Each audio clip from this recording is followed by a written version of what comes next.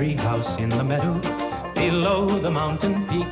The perfect place for lovers when they play hide and seek. There's a covered bridge at Cripple Creek where the horses always stop. Between the treehouse and the covered bridge, that's how Mom and Papa make it.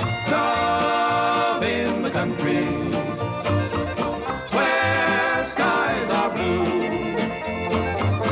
All you'll be dreaming of are the birds and the bees and the flowers and the trees till you're up to your knees in love. There are roses on the trellis and the scent of new mown hay. The clinging vine is jealous on the fence across the way. There's a great big yellow moon above and a breeze to sing a song. Between the roses and the yellow, a fella can't go wrong if he makes love in the country, where skies are blue. All you'll be dreaming of are the birds and the bees and the flowers and the trees till you're up to your knees in love.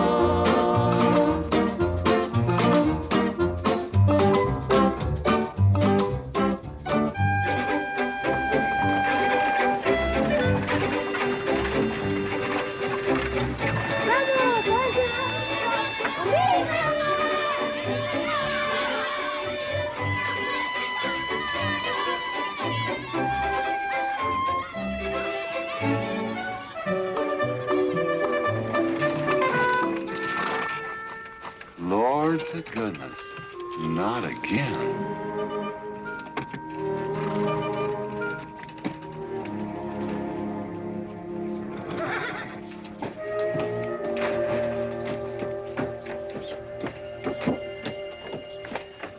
Howdy, Drago. Morning, Curly.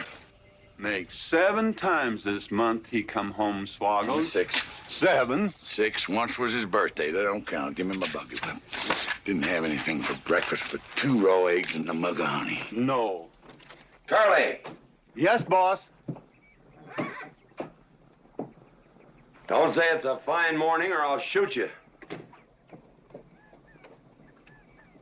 Get out of here, Bunyan. Good morning. Morning. Carlos, what are you doing up there? I hope I get it this time, Mr. McLintock. My brothers, they got the big hats already.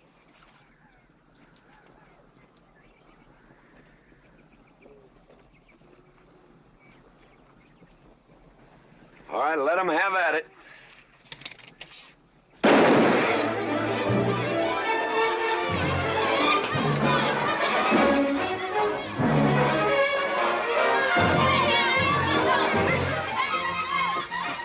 Get over it. Did you let me drive? You promised me you would sometime. No, yeah. Boss, you better watch that turn onto the road. You're gonna kill both of us one of these days. Thank you, Mr. Boss.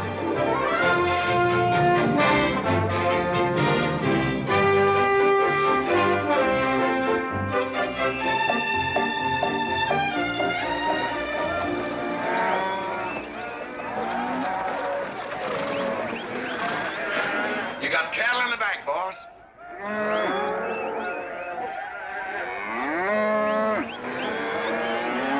Yeah.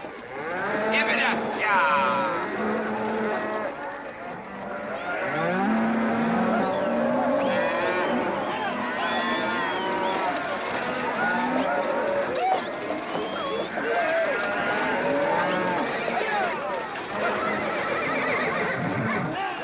Keep 'em going. 15 cents a pound all the way to Kansas City.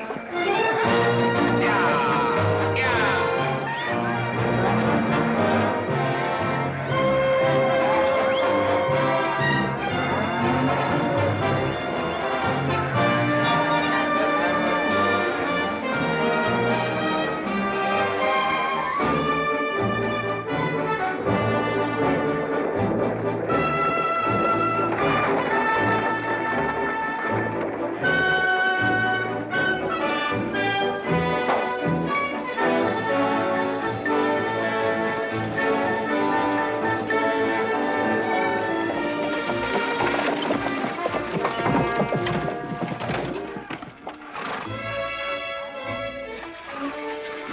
There's one old pensioner I wished you'd pass up.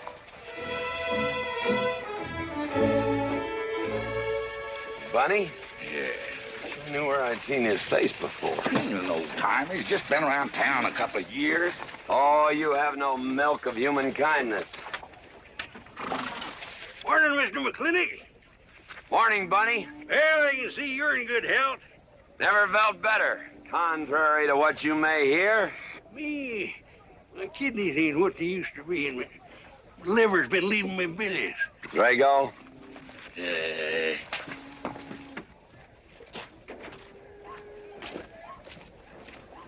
Hello, Ben. Hey, McLintock. Drago, throw that in the buggy. Yes, sir. The scrubby bunch of Sooners, huh? They are at that. Well, it ought to make Douglas happy, lining his pockets with land fees. What are we gonna do? I don't know what you're gonna do, Ben. Me, I do nothing. 200 families. Quarter of beef a week for family. If they last 2 years, that can be a sizable number. I got 20 head to 1 of any other brand on the Mesa Verde. I'm not hollering. Some of us haven't got all the money in the world. Some of us ain't old and tired and feel like being put upon. You interest me, young Ben. Go on. So the first time I find one of our hides wearing our brand hung on one of them settlers' fences, I aim to kill me a plowboy. You do what you want, McLintock. We'll do what we want. Fellas my age generally call me GW or McLintock. Youngsters call me Mr. McLintock. All right, Mr. McLintock. Not because I'm afraid of. You're the big he-stud of this country. And I reckon a fella my age should call you Mister. He's full grown now, GW. He's a half owner of the spread. I made him a full partner the day the doc gave me the long face. Well, you want him to vote the first time this territory becomes a state, don't you? Of course I do. These settlers get burned out, there'll be a lot of hollering that this country's too wild to be a state. We'll go on being a territory some more, with a lot of political appointees running it according to what they learned in some college where they think that cows are something you milk, Indians are something in front of a cigar store. I'm looking to you to hold young Ben down. I'll do what I can.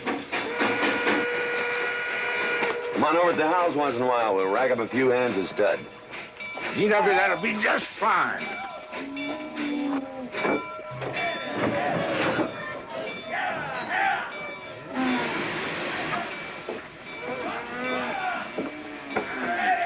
It's a nice morning, ain't it, boss? Everybody's entitled to their own opinion. Like that again, eh? Here's something that'll cheer you up. About 1,000 head. I figure they'll bring about 1,250. They're not as fat as I'd like to ship. They all off the North Range? Yes, sir. Settlers. Every one of them with a plow and a Bible. Not the slightest idea what the range is for. Drago! Drag out that hog leg. Yes, sir. Give me some attention. Yeah! People, people, people, people.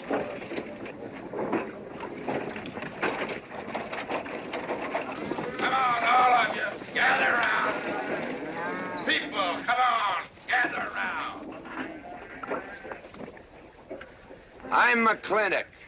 You people plan to homestead and farm the Mesa Verde. Yes, sir. The government give us each 160 acres.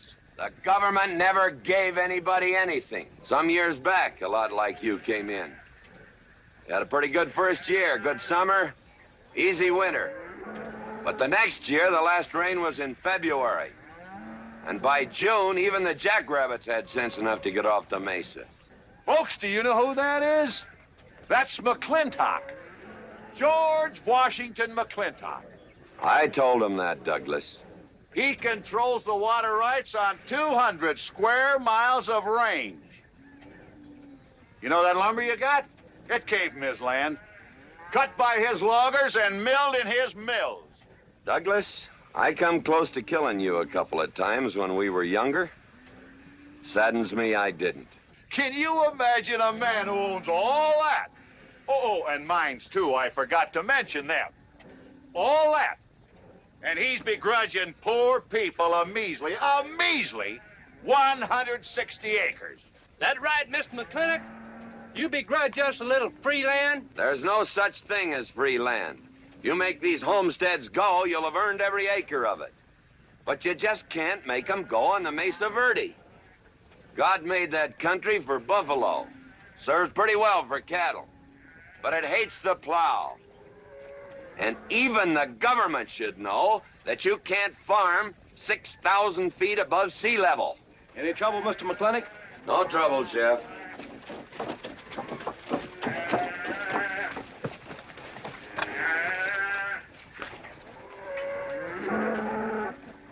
How about you, Douglas? Douglas? Just plain Douglas, eh? And you call him Mr. McLintock. Why? Well, Douglas, I guess it's because he earned it.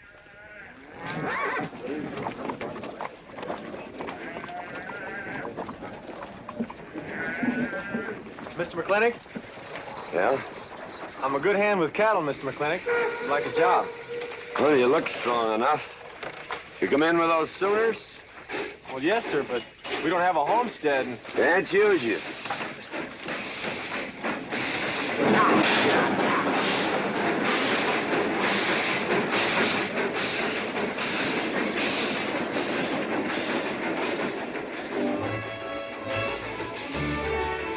Tough life, ain't it, Sonny?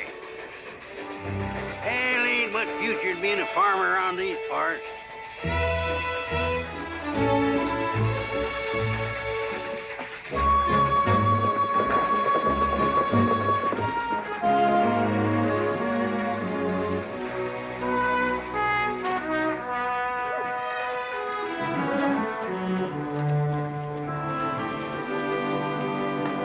Ladies, this is the finest Chantilly lace available anywhere.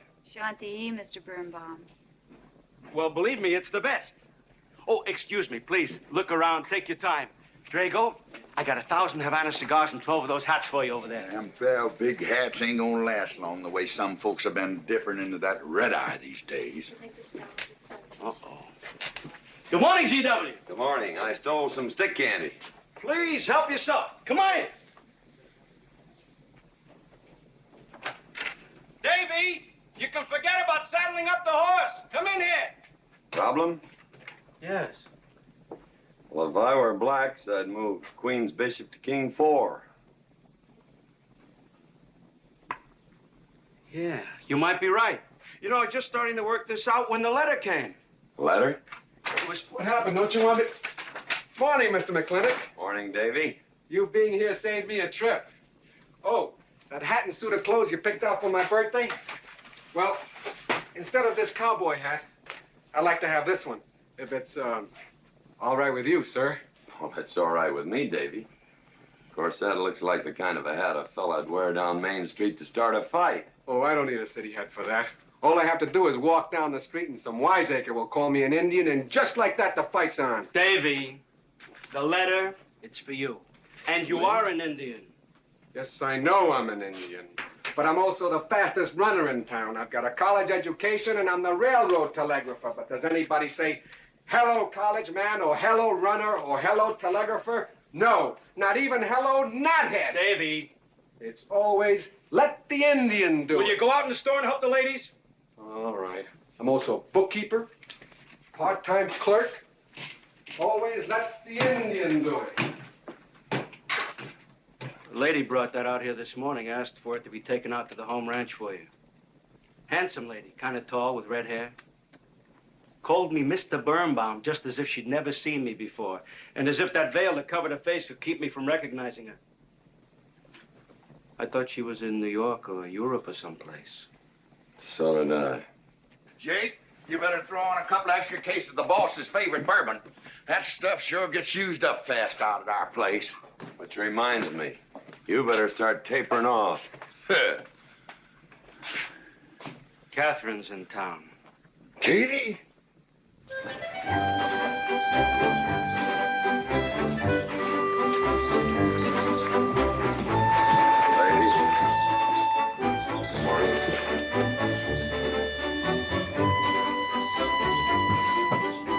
Morning, Miss McLintock. Morning, Mr. McLintock.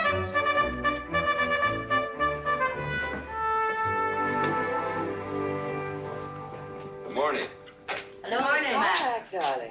Fauntleroy, Morning, GW. what are you doing in here? Why aren't you out at the desk? Helping out the bartender. Yeah, I see a busy day. Give me the key to room 17. What?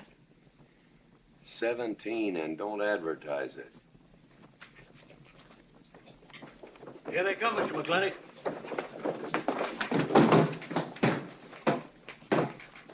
Set 'em up. Here, whiskey. Day off? Off day. Wonder what he's so preoccupied about. Haven't you heard? No, what? Katie's back in town. Katie? Yes, dear. The social arbiter. Well, hi, Sonny. Good morning. Oh, He sure is a polite one. Mr. McLintock, I don't want to bother you. I'm sorry, boy. I told you, no job.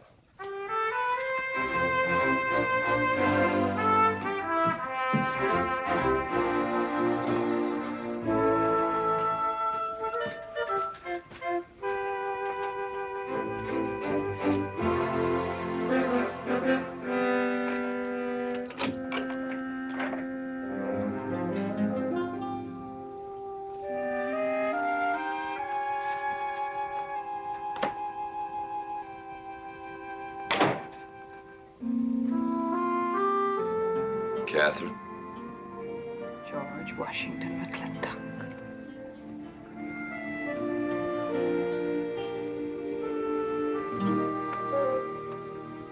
I thought you'd want this.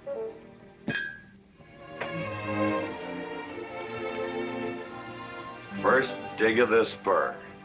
But who am I to upset your plans? But you feel kind of silly. I never feel silly. It's because you have no sense of humor. Why couldn't we sit down in the hotel dining room and talk about whatever it is you want to talk about? Or why couldn't you just come over to the house? And have everybody know that we're meeting. Everybody knows, and what's the difference? We're married. That is something I should like to change.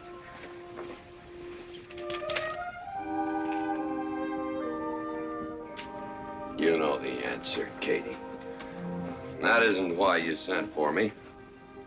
Let's get to the rat killing. Oh, that's just the kind of remark that's always endeared you to me.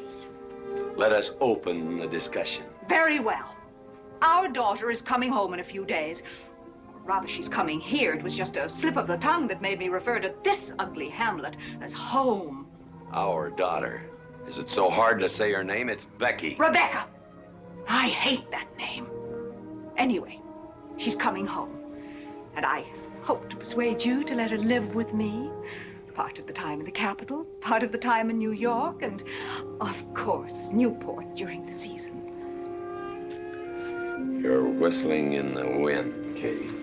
If she stays here, she'll become just as crude and as vulgar as all of this country. And if she goes your way, she'll be all show and no stay. Oh.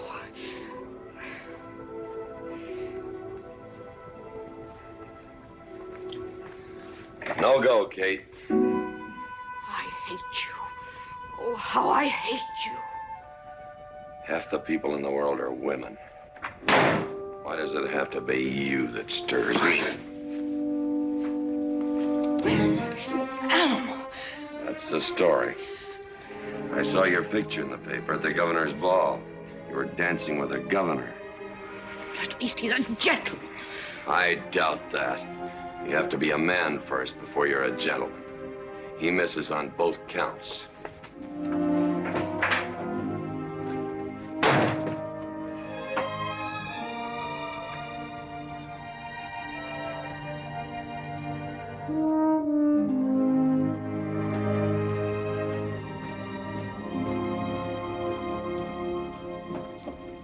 Hey, Sonny, you gonna ask him again? Nope. Hey, boy, you gotta pocket your pride. You gotta beg. You better listen to an expert, Sonny. I'm telling you, you got to grovel. Human nature gets him every time. Mister, leave me alone. Everybody does it one way or another.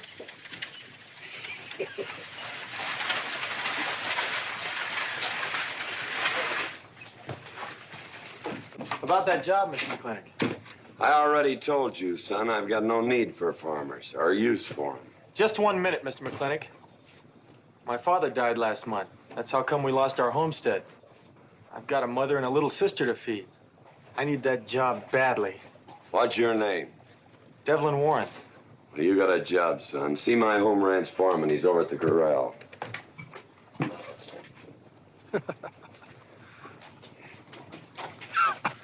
Step down off of that carriage, mister.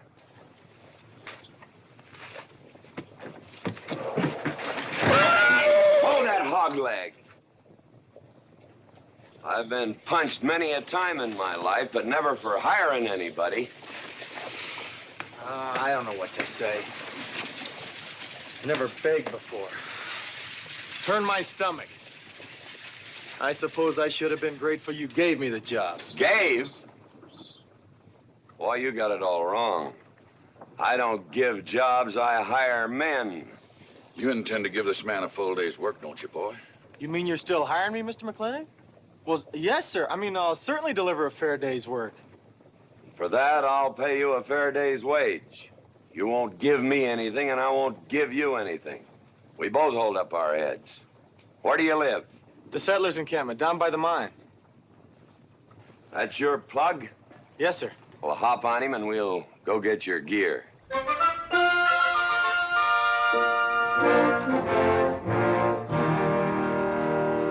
Yeah! Yeah!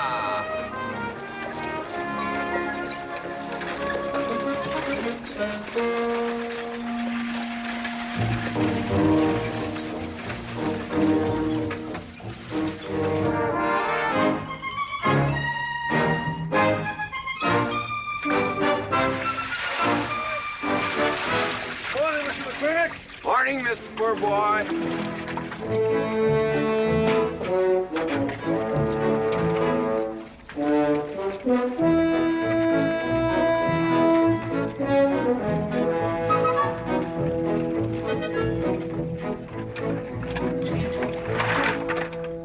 I'm sure that all you fine people are interested in knowing just what portion of this new land will be your new home. Oh, Jones and McAllister, since you've been more or less the leaders of our group, I'd like to have you come up and check the exact location. Won't be a minute, sir.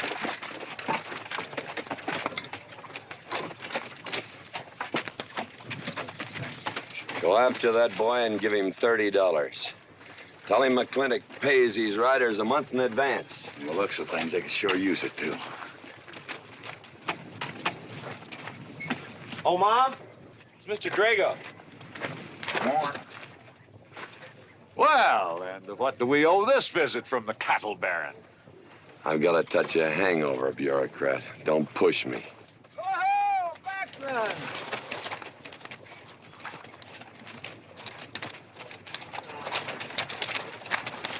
Say, those are Indians.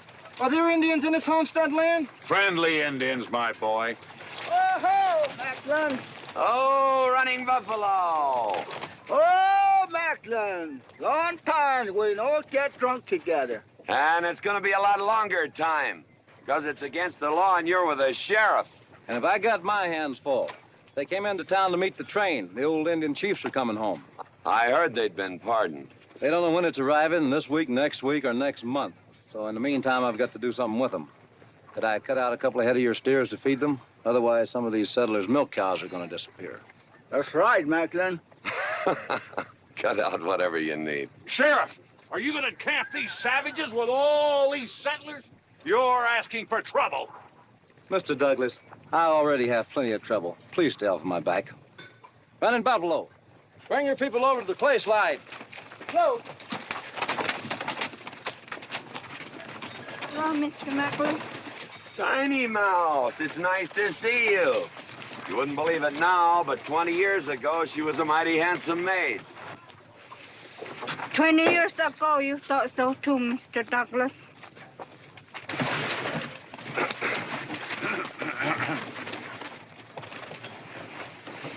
It was just like this. I had a dead beat on old running buffalo, and my sharp 50 caliber misfired. That was back in that trouble in the 40s. Remember? I remember. Hey, you want to tell you something come directly from heaven? No.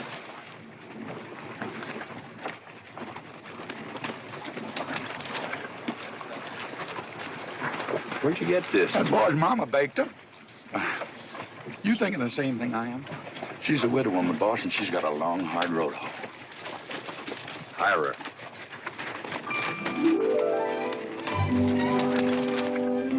I always said you had a heap of sense. Mr. McLintock, this is my mother. Your mother? And my sister. Pleased to meet you, Mr. McLintock. Ma'am, this here's my boss, and he has few choice words to say about your biscuits. Yes, Mr. McLintock? Well, they're great.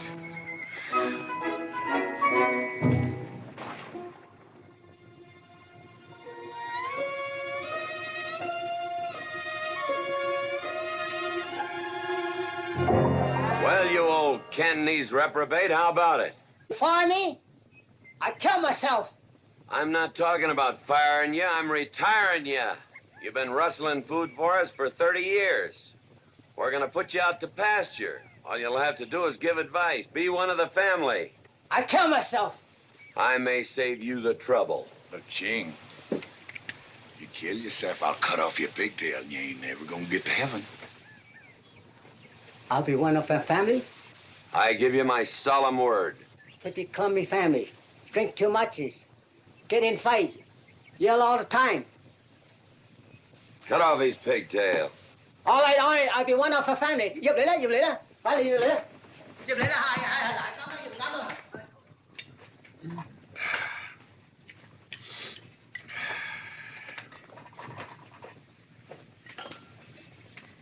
I hope everything is satisfactory. This is such a big house, it'll take me a while to get used to things. Now, please don't hesitate to tell me if anything is wrong. No bird's nest soup. Otherwise, just fine. Everything went nicely. Who's Finally, having it, fine. ma'am? Best apple pie I ever had. Curly's right, ma'am. Hated to leave that last bite. Shall we celebrate with a drink? Carlos, come in and help me with the dish. Alice, you want to help too? Yes, Jacob. All right, pitch in. Now, I'll wash and you kids can dry. Is that good here?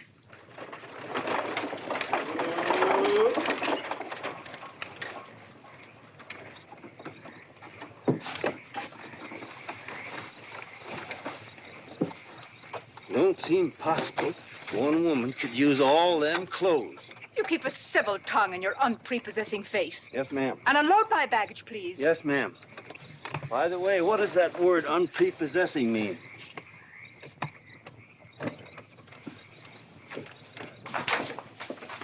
Miss McLintock. Oh, hello, Carlos. Run and help the driver with my luggage. I couldn't trust anyone else in this house to do anything correctly. Luggage? Give him a hand, Curly. Yes, boss. Mr. McLintock? Are you moving back in? Yes, but nothing has changed except my place of residence. And I'd be willing to put up with savages rather than be denied the company of my daughter. And I'm proving that by moving in here. Mr. McLintock, since it's my first day, would you excuse me if I, Go ahead. Oh, Catherine, this is Dev Warren. He joined the outfit today. Please, ma'am. Thank you. Well, how refreshing. A polite young man here. Where did he come from? He's a farmer. A farmer? Well, I'll be doggone. Kate, welcome home. What on earth are you doing in that idiotic-looking outfit? And don't you dare call me Kate. That's my butling suit. I'm butling for the boss. And I'm sorry, Catherine. That Kate kind of slipped out from the times I remembered you as being nice people. Oh. Are you going to stand there with that stupid look on your face while the hired help insults your wife? He's just ignorant. He doesn't know any better than to tell the truth. And I can't help this stupid look. I started acquiring it as you gained in social prominence. Mrs. McLintock, where do you want I should... What? Put him in the master bedroom. Yes. But move Mr. McLintock's things into another room. Oh, the one back of the stairs would be best so that he can't wake up the entire household when he comes home every night. Just before daybreak. Yes, ma'am. Oh, excuse me. Here's your cigars, Mr. McLintock. I am Mrs. McLintock. Catherine, this is the cook. This is the lady does the cooking for us. Mrs. Warren, Mrs. McLintock. How do you do? Very pleased to meet you, Mrs. McLintock. Very pleased. Likewise. You see, I just came to work here today, and I guess I jumped to the conclusion that this was a bachelor's household. It is, and then again it isn't. I will explain so everything will be quite clear, Mrs. Wallace. Mrs. Warren. Mrs. Warren, it has been a bachelor's household for quite some time. And it will be again just as soon as I am out of here, which will be as quickly as I can make arrangements to take my daughter back east with me. You see, she's coming home from school in a few days, and then we'll be off together, and you can return to conducting yourself as you consider proper in a bachelor's household. Katie! Shut up! Until then, I am mistress in this house, and I will give the orders. You want my breakfast served in bed? Let her. Ain't you gonna say nothing, boss? Breakfast in bed. No. One poached egg, tea, toast. Oh, GW. As soon as my things are put away, I want to talk to you about Rebecca. Yes, Mrs. McLintock.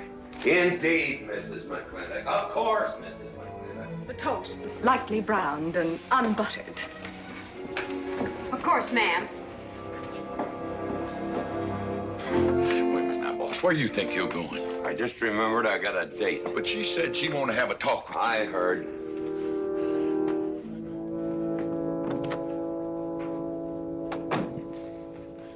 Good evening, Lem. Good evening, Mr. Mack. Yep.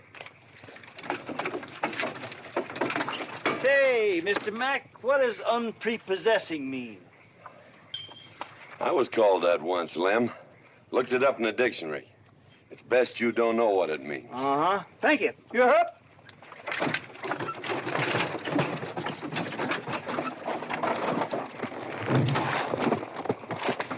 Hey! What am I gonna tell her when she asks where you went? When in doubt, tell the truth. She wouldn't expect that from you anyway. Where's Mr. McLintock gone? There he goes, burning his last bridge. You see a yellow streak about a foot wide running up down his backbone. Well, Mr. McLintock? He ain't afraid of nothing. I once thought that.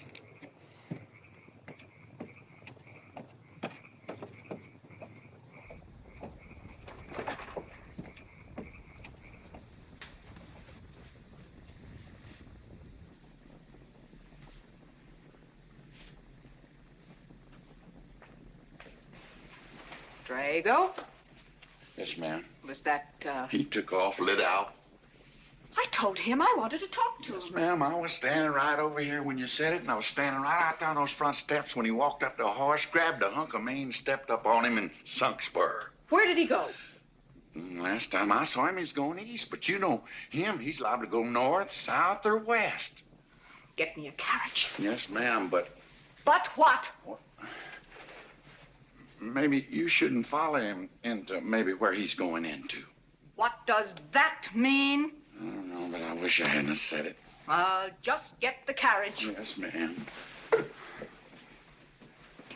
What happened? Get the Bruce.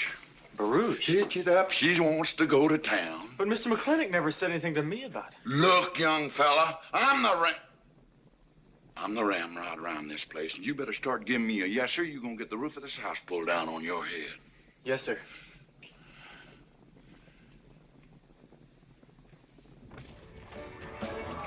Hello, Davy.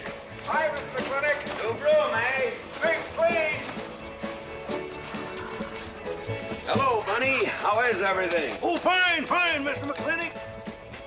I'll get you next time.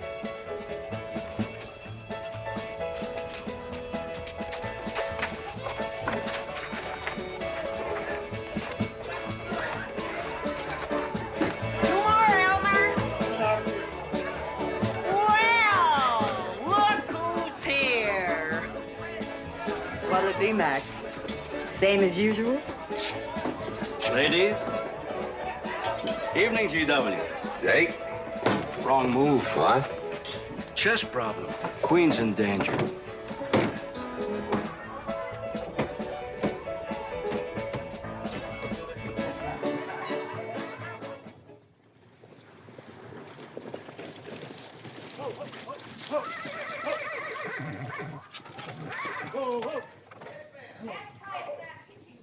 I suppose you can do that.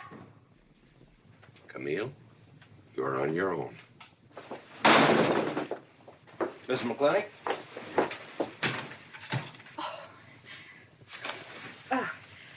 I'm Camille. Camille Reedbottom. I'm learning the game of chess. Thought it would give me something to pass the time. See, I have nothing to do all day long. I just remembered something.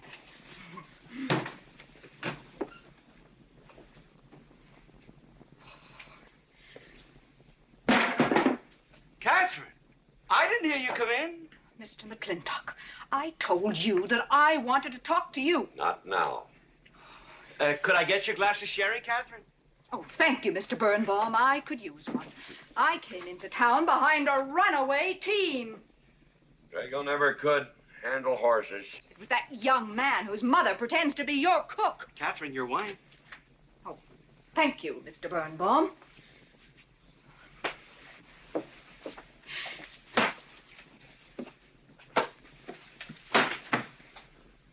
Now, Mr. McLintock, we have an awful lot to talk over. First thing I learned about Indian fighting was to wait for daylight. What has our conversation got to do with Indian fighting? Indian fighting is good experience for our kind of conversations. Oh. It'll wait, Catherine. Evening, Sheriff. Mr. McLintock, we had quite a ride out here. Oh, I finally got that team settled down. It's your move. No, it's your move. I just castled. Oh. Now, look here. You're not going to sit here all night long and play chess when the matter of our daughter remains unsettled. I am going to remain here and play chess, and the matter of our daughter is settled. She stays. Oh, such stubbornness. Catherine, your hair. Oh, it is a mess after that awful ride. No. It's just that I haven't seen you for a long time. And it seems to me the last time I saw you, your hair was a little darker, no?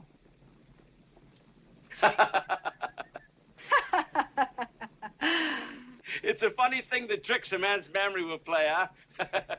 Mr. Birnbaum, I think that you've completely lost your mind. You have done something to your hair. I have not. I had it been none of your business. I'm certainly not going to put myself in the place of those blondine trollops that you seem to prefer. Take it. Huh? Oh. Fill it. Oh.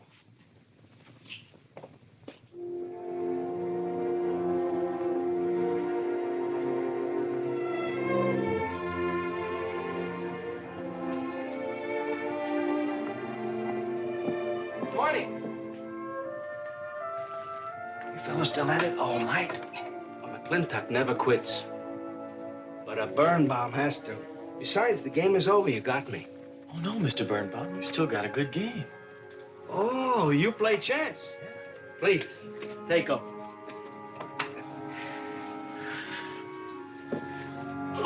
Pretty good. Fair. Well, looks like I won't have to come into town always to get a game. Remember, I'm a bad loser. It's your move. Yes, sir.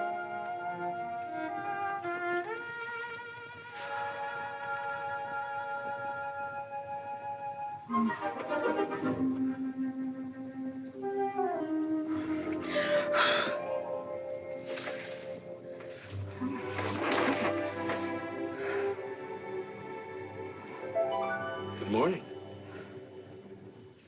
Good morning. Oh, it's not morning, all right. Mm-hmm. Cup of coffee? Oh, yes, thanks, Jake. You're welcome, Catherine. Got any cream? Canned cow's milk. That'll do. Good old condensed milk. That reminds me. I was cleaning out my desk the other day. I found something I wanted to return to you.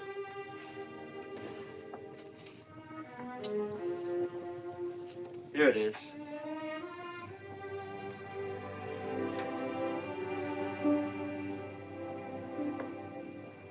It's a medal, remember? From the President of the United States of America to First Sergeant Michael Patrick Gilhooly for bravery above and beyond the call of duty. It's your papa. Reminds me of the first time I ever saw you. It was over 17 years ago. You walked into my store, not much bigger than the bundle you were carrying. And in the bundle was the most beautiful baby I ever saw. And was she hungry? You walked all the way from Superstition Creek just to trade me that medal for a case of canned milk. GW was off somewhere as usual, fighting Indians. Sheriff! Sheriff Lord! Well, have you seen the sheriff? Kind of early for him. To try his house? Why didn't I think of that? Looks like Birnbaum's is open. Maybe somebody in here knows. So there you are, Sheriff. I told you you were headed for trouble. Trouble? I want to know by whose authority you let those Indians stay in town. Those savages are wards of the government, and I am the representative of that I government. told Sheriff Lord that he could put him up down by the clay side. Because the town's named after him, he thinks he owns it. Well, you check the books in the recorder's office, and you'll find I do own a fair piece of it. Agard, if you knew anything about Indians, you'd know that they're doing their level best to put up with our so-called benevolent patronage, in spite of the nincompoops that have been put in charge of it. Those Indians need my permission to leave the reservation. Those chiefs have been giving orders all their lives. It's pretty hard for them to understand that they have to hold up their hand like a schoolboy in a classroom. The law is very clear. I told you you'd get no satisfaction from these people. But we'll get the girl back. Girl? The girl the Indians kidnapped. But don't worry. I armed the settlers and set them to rounding up those red devils. What is this about a girl? Millie Jones, one of the settlers' daughters. The Indians kidnapped her. That's ridiculous. And you turn loose a lot of farmers with shotguns? I certainly did. You're insane. Let's go, Sheriff. Mr. Douglas, Oh, Miss McLintock. much as I hate to agree with GW about anything, you haven't changed a bit. You're still an hysterical fool. I'm into town. I got worried. What about? Thought maybe Katie shot you. Not yet, Drago, but it took restraint. Wait a minute. You better take Agard along. Not that he'll be much help. Drago, put him on the horse. Just a minute. Well, I'll drive. Yes, ma'am. Agard, what are you doing? Agard, this is serious. Stay with him, Agard. Stay with him. Agard, will you stop showing off and getting this buggy? Mercy. Mercy. That horse is a little green.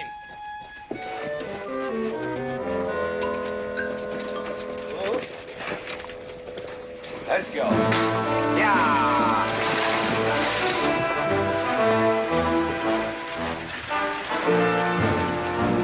Just where do you think you're going? Don't use that range, boss. Tone of voice with me.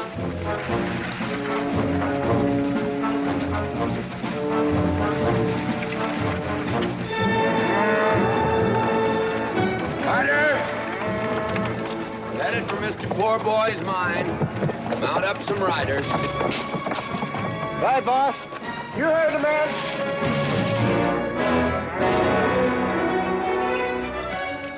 I don't like it, Mr. McLintock. I don't like it one bit. What don't you like? They're planning to hang an Indian.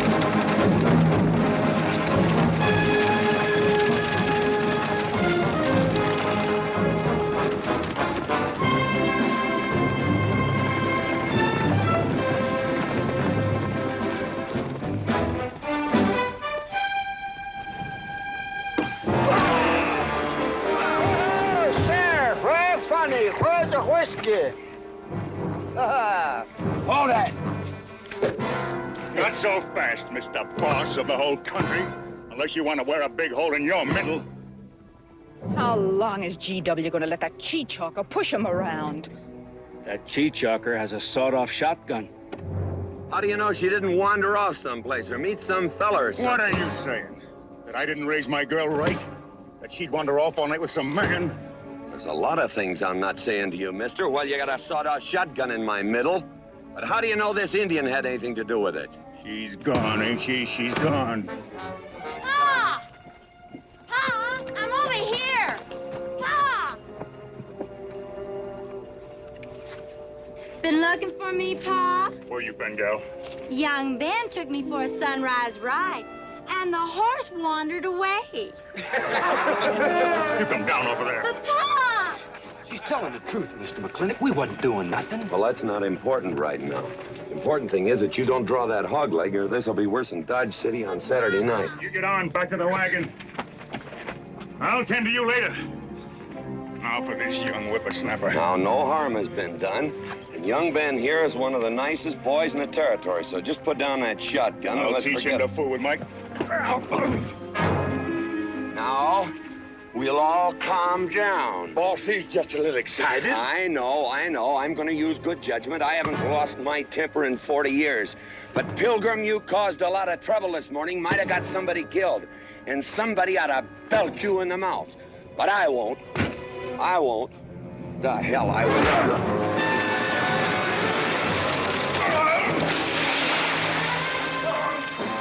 McLintock Rider!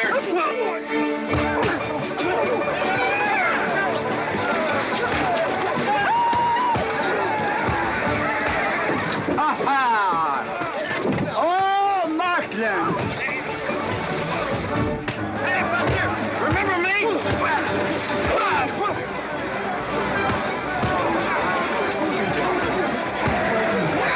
Hello, sir.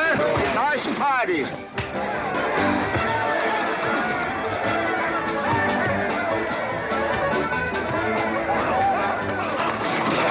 Do you think you ought to? I ought to what?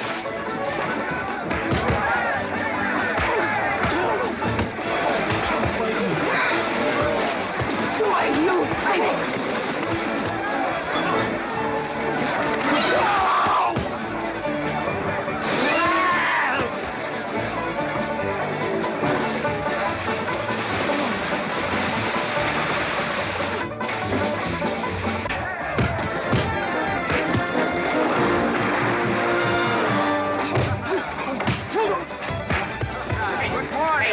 I want to work with you. Hey, just a minute.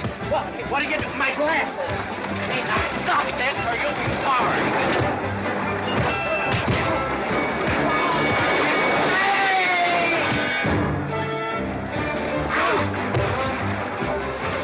Stay out of this, Jake. It's everybody's war.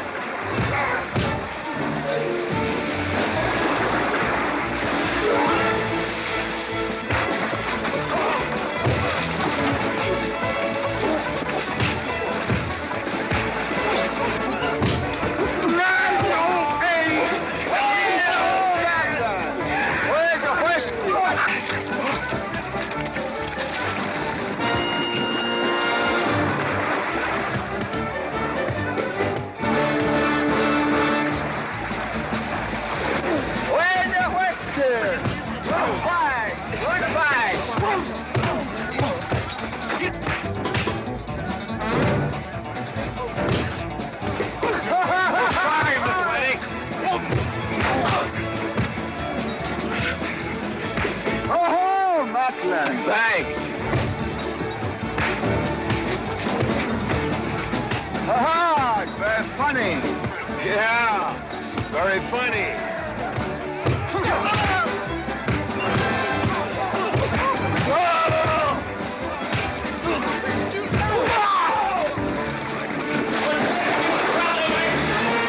Guys, Mr. Douglas, I'm sorry.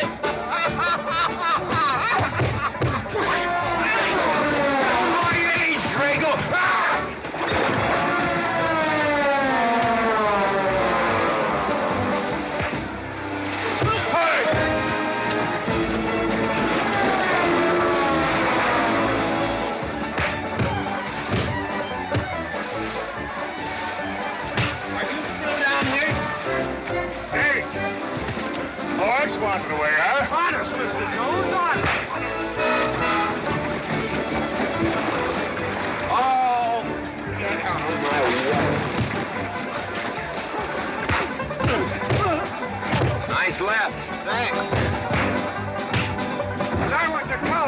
guess you don't need college. You're not getting me down there.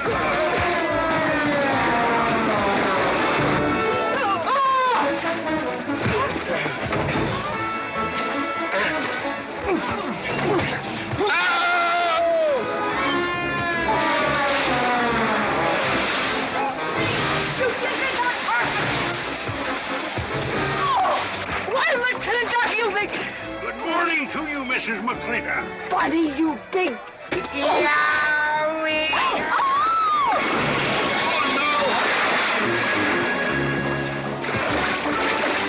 G.W. McLintock, you big bacon clumsy! Well, it's pretty hard to control yourself.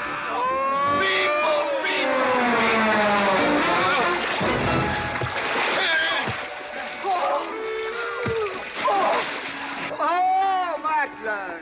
Oh, McLaglen! What's party? No whiskey. We go home.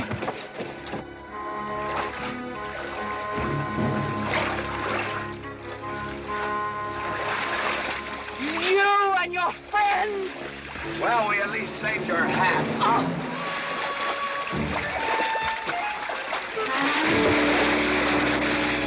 Where is everybody?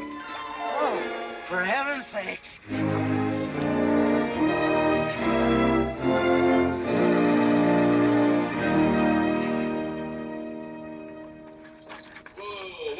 Drago, will you never learn how to handle a team? Yes, ma'am, I'll sure try. I'll tell you that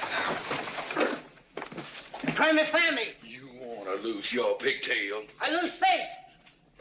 Lousy lot of tips. You want to lose more than that. Kate, Yes? we could be a big help to one another.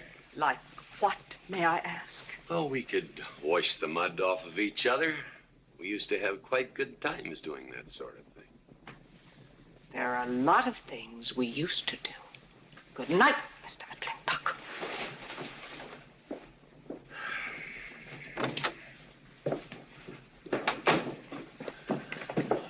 Any luck? What are you talking about? I mean, divorce. She still wanted you? Yeah. You know something? Women are funny. She fought like a wildcat on your side out there this afternoon. Come home, she slams the door in your face. That divorce business, is that what you get when you pay a woman not to live with you? That's about it. Some women I've known it'd be worth it. You know, if we had any moral character, we wouldn't be standing here covered with mud drinking when we should be washing. G.W. Drago.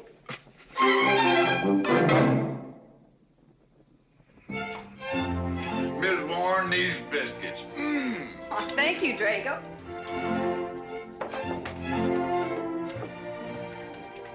Good morning, Mrs. Warren. Good morning, Mr. McLintock. Breakfast for the boss? If that's the way you want it, Mr. McLintock.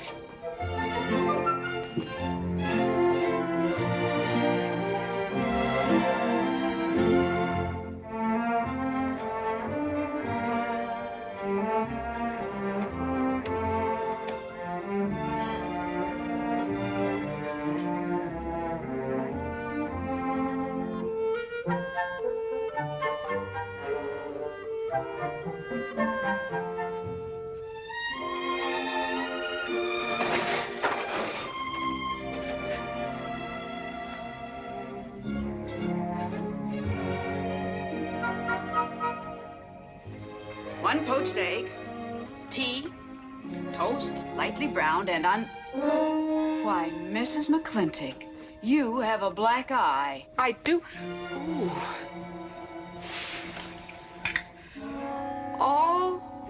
Oh, and Becky's coming home today. And that's not all. There's a little something we'd better get settled. There are no men listening now, so we can be ourselves. Oh, sure, I let you get away with all that guff the other night. But now that we're alone... When I want the opinion of the hired help, I'll ask for it. You know, you could wind up with 2 black eyes. What? Oh, I realize you had to put on that big act. We always have to just before we get ready to forgive them. Generally for something they haven't done. But you and I both know that's just to keep them from getting the idea they run things. McLintock give you that black eye? No, Nobody gave it to me. I won it.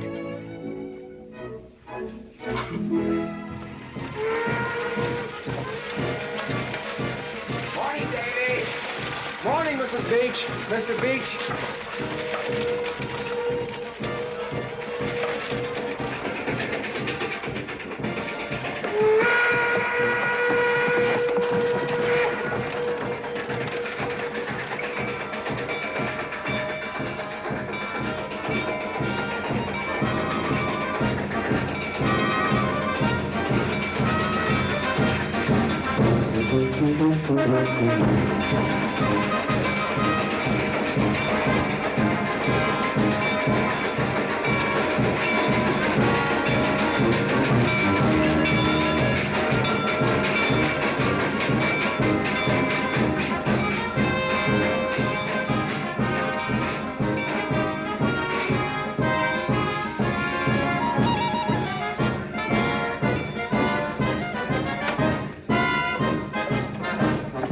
Why, Miss Becky, welcome home. Hi, Dad. My boy! Good to see you again. Daddy! Well, Daddy! Oh. It's been 2 long years. I guess I'm gonna have to stop calling you Tomboy. Oh, Becky. Mama! Oh, darling. Mama. I wasn't sure you'd be Oh, here. I've been here a few days. Oh, Becky, I bought you 3 of the most beautiful dresses. Uncle Drago! Oh! Did you bring your old uncle a coming home present? Sure did. What is it? A mustache cup. And what did you get me? Prettiest Palomino pony that ever packed a saddle. Broke the stand, drowned, tie, and the gown. Oh! Uncle Jake! Oh! What are you doing with Mr. Douglas's tuba? Oh, Mr. Douglas has had a little accident. I brought you a whole shipment of licorice sticks. But now that I've seen how much you've grown, I think we better exchange them for a couple of bolts of dress goods, huh? Thank you. Oh, the mayor was going to be here, but he had to go to the territorial capital on a horse theft matter. But I'm going to give his speech. Oh, and don't worry about the mayor. I'm sure that he can find a bill of sale for the horse.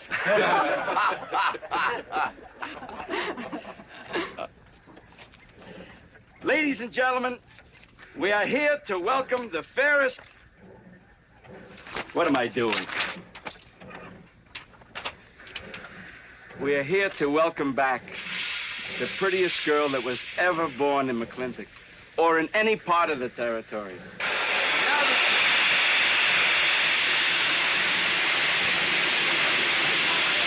Hey, Davy! Yeah? Got something for you. Yard master up at the junction told me to let him ride, so I locked him in here. I've had my scalp a long time, and I aim to keep it.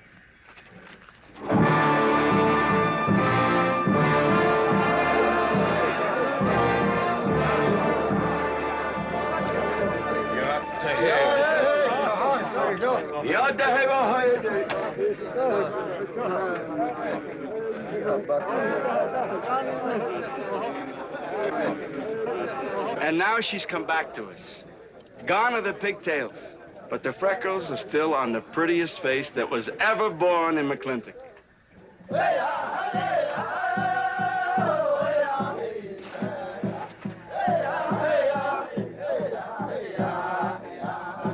Hey, that's Puma. And it's true.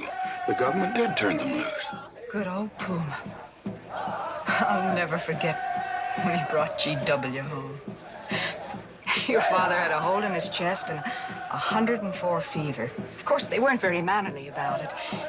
He came past the house at a high lope and threw him on the doorstep. And you do remember them good old days, don't you, Katie? Catherine.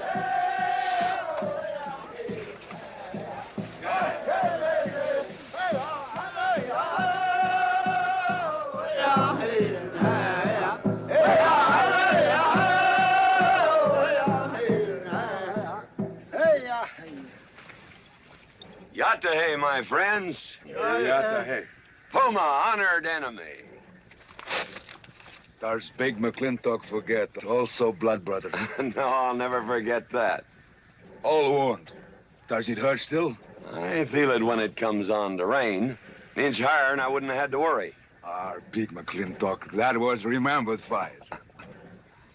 We return with news. Our people have more trouble. You see, I learned good English now, big McLintock. Learned in white man's jail. But we would have you talk our cause at government hearing. I understand that Governor Humphreys is going to preside at that meeting. Yes, Puma, I'll translate your wishes. Mr. McLintock, could I impose upon you to use your Comanche to tell these Puma chiefs... is chief of the Comanches, and he speaks English very well. Oh, well, your people will have to follow my instructions to the letter. It is the law of the land... Well, now, just a minute. Well, for heaven's sakes.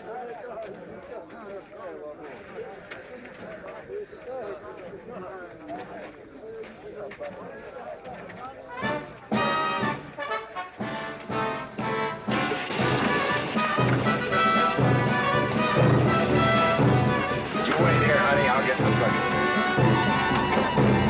Go to the clinic party? Surely. Will I see you there, Beth? Of course, Davy, and you can have the first name. Sis? Don't want any sister of mine talking to strangers. Davy's not a stranger. He clerks in burn barns. He's an Indian.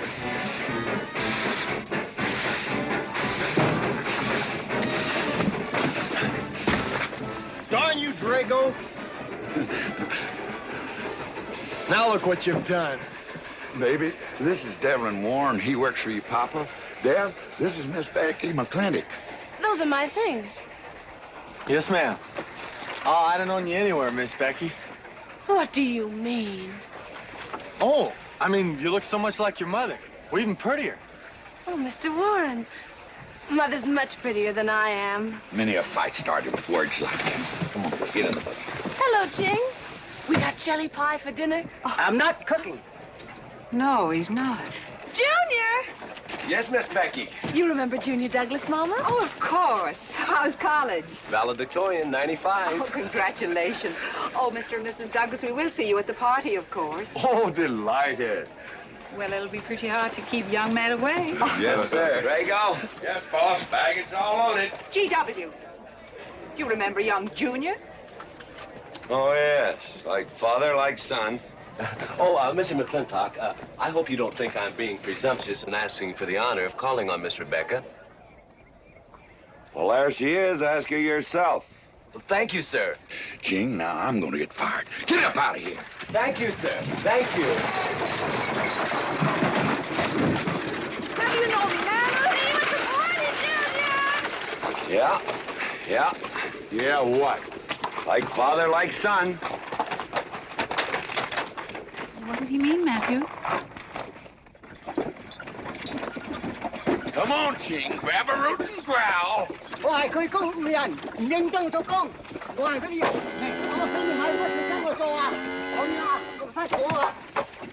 you're doing a good job, Miss McLintock. Thank you, Miss Flora. Deb, when you're finished there, go over and help Drago with the beer cakes. Yes, Mom. Deb, could you come and help me a minute?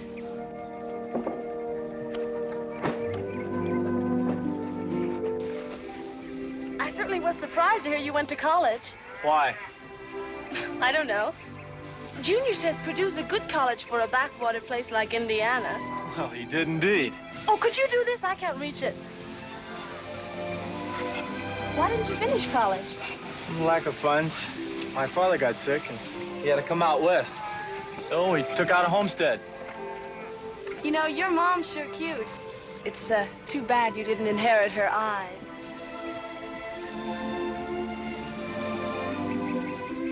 Well, you'd been lucky if you'd inherited a few things from your father. Oh, really? For instance? It was common sense, for instance. Common sense? Yeah. You don't see him being fooled by some dude like Junior Douglas. Junior's not a dude. He's nifty. This needs a woman's touch. And besides, he got a letter at college. What sport? Glee club. Very strenuous. Don't you dare hug me! Oh! I have no intention of hugging you.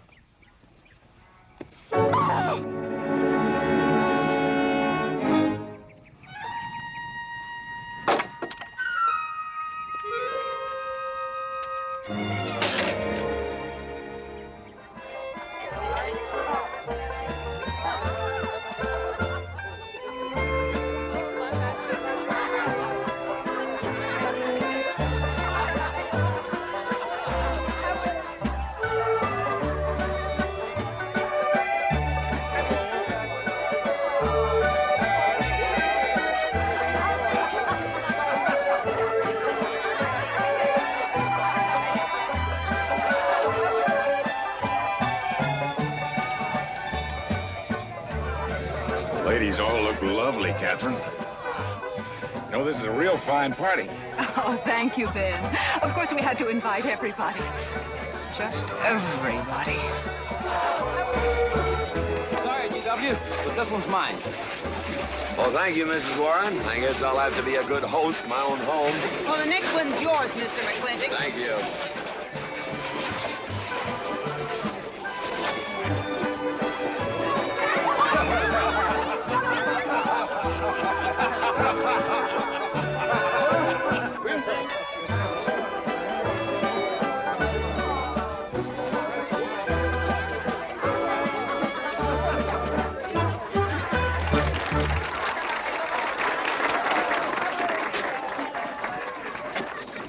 Drago, go and do what I told you to do. Oh, Katie.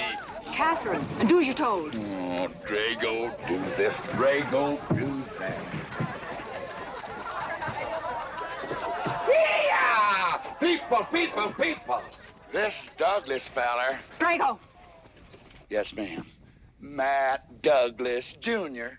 is going to bring you folks some of the latest terpsichorean dance steps, brand new, brought by him directly from New York City. All right, Mr. Fiddler.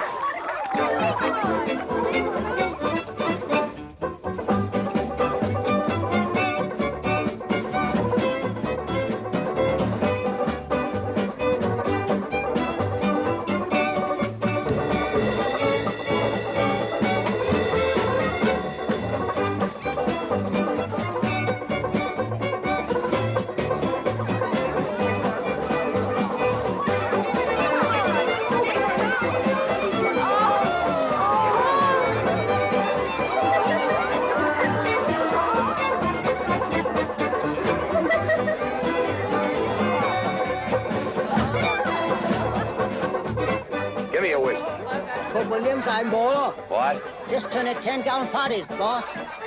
We'll run out of whiskey. Well, I can take care of that, Chief.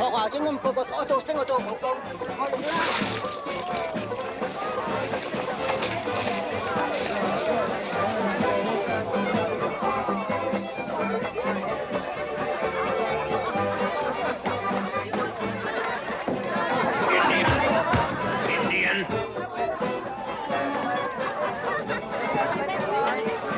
And you still got any ideas about asking my sister to dance? Get up and we can do this all over again. Yes! That's enough. You fought it. It's all over. Quit butting in, Birnbaum. He's a hard man, not your son. Look, you fought him fair and square. I don't think it was so fair and square. Well, you want to take up where he left off? If I did, you wouldn't find it so easy.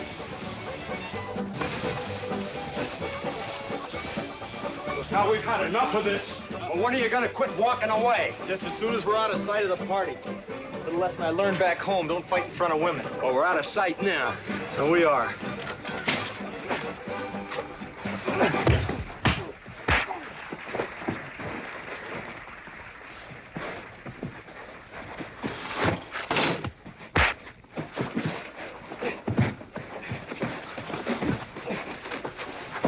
Such vulgarity. Someone should do something about it. You're right. Absolutely right.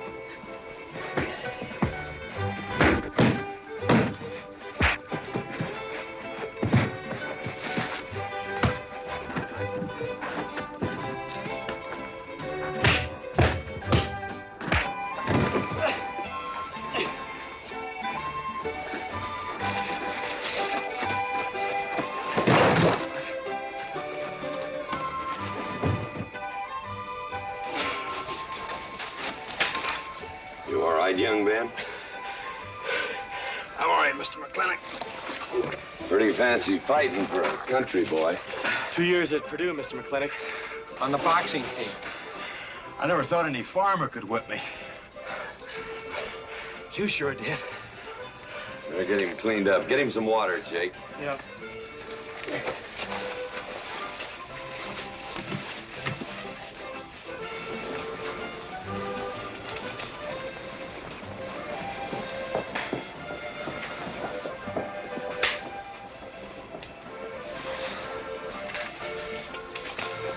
Get yourself cleaned up.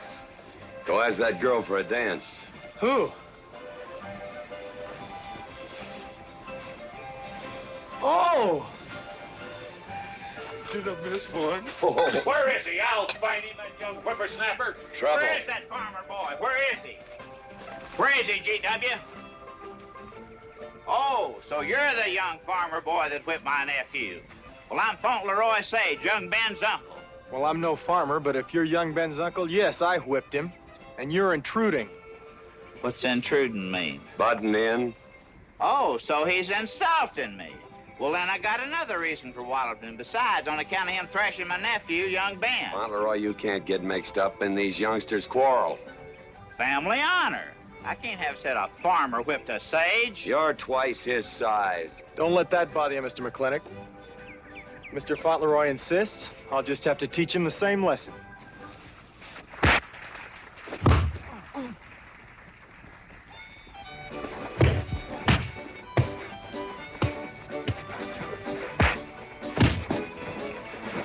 Say!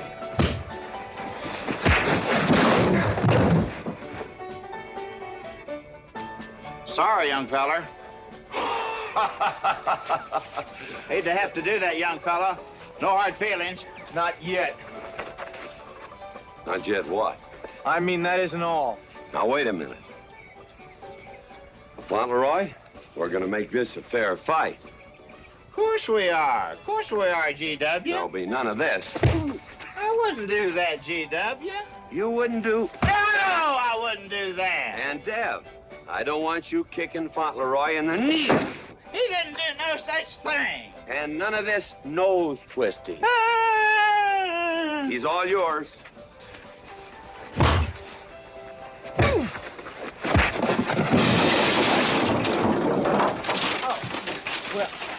Well, where are my glasses? You all right, young feller? Ouch! I'm all right. This Indian agent will stop stepping all over me. I beg your pardon. G.W. You're just funning me. But I want you to know that boy fought me a fair fight. Well, I'm glad to hear that, Fauntleroy. Here's my uncle. Fauntleroy, what have you been doing? I hope my uncle didn't bother anybody. No bother. I think we'd better join the ladies before they get curious. Drago. Fauntleroy, let's line them all up for a do-si-do. Jake, you think tincture of arnica would help? Could be. Used to help you. Gentlemen, to the medicine cabinet.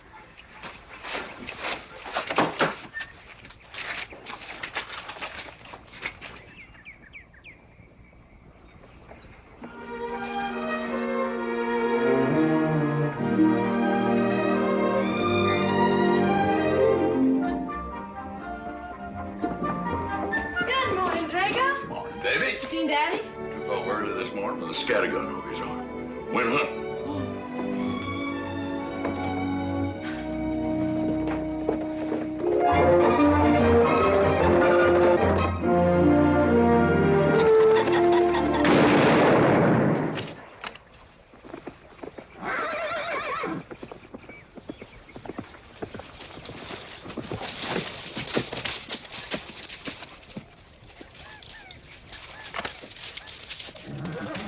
Morning, Daddy.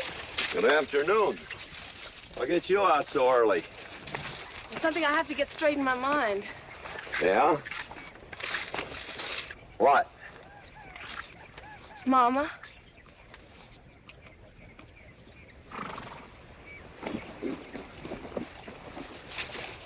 Why'd you and Mama stop living together, Daddy? Why'd you separate? Aren't you going to answer me? No, It's sort of my business, I think. I don't.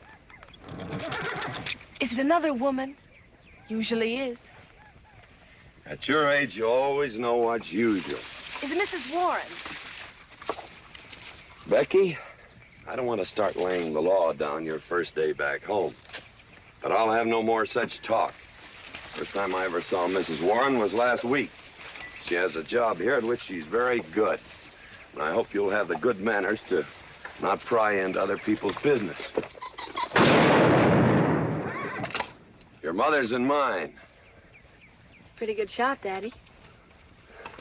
Oh, I can understand your trouble. Mama's often so, well, so petulant. Petulant? You learned a lot of words back east, Becky. Wish to God they'd have taught you some meanings. You were only about 6 months old when your mother stayed alone with you in a sod hut under 8 foot of snow, while I moved the herd 300 miles south to try and save it. Saved about half of it. You were a little more than a year old at the time of the great Comanche raids. We stood off 500 Plains Indians for 9 days. Petulant, Becky? I think you better go on home. See that Ching gets those birds.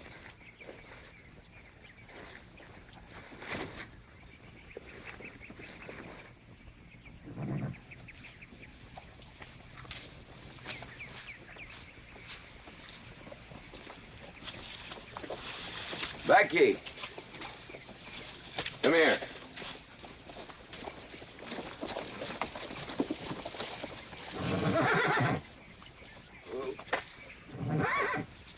There's something I ought to tell you. Guess now's as good a time as any. You're gonna have every young buck west of the Missouri around here trying to marry you. Mostly because you're a handsome filly. But partly because I own everything in this country from here to there. They'll think you're gonna inherit it. Well, you're not. You're gonna leave most of it to, well, to the nation, really. For a park where no lumberman will cut down all the trees for houses with leaky roofs. Nobody will kill all the beaver for hats for dudes, nor murder the buffalo for robes. What I'm gonna give you is a 500-cow spread on the upper Green River. Now, that may not seem like much. It's more than we had, your mother and I. Some folks are gonna say I'm doing all this so I can sit up in the hereafter and look down on a park named after me. Or that I was disappointed in you. Didn't want you to get all that money. But the real reason, Becky, is because I love you. And I want you and some young man to have what I had. Because all the gold in the United States Treasury and all the harp music in heaven can't equal what happens between a man and a woman with all that growing together. I can't explain it any better than that.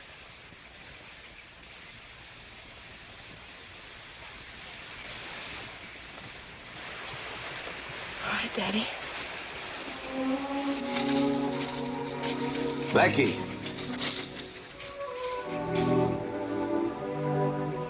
When you're as old as I am, you'll thank me for this. Daddy, I'm full grown. I wasn't worrying about me. I was thinking about you and Mama.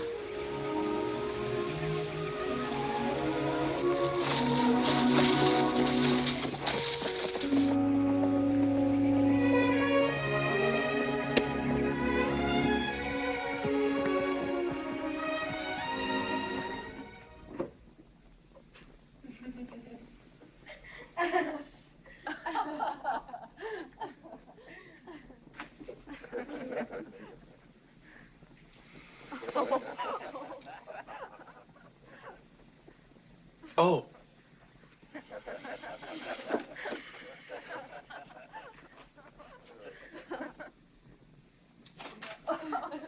Well, sir, all three of them fell right out of the carriage.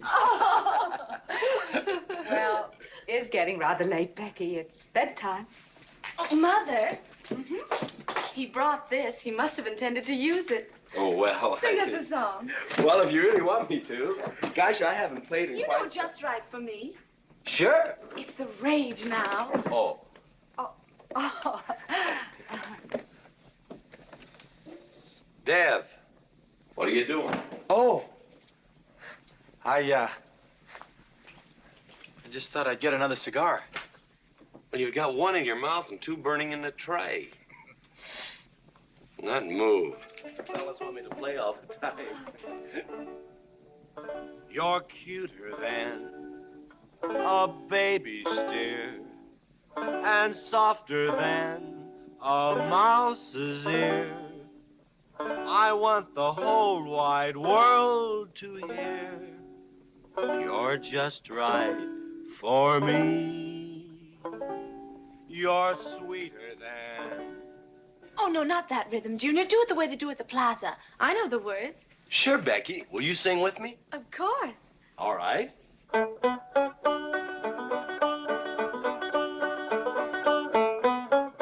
love a man who's witty and smart and clever. It's your move. Oh.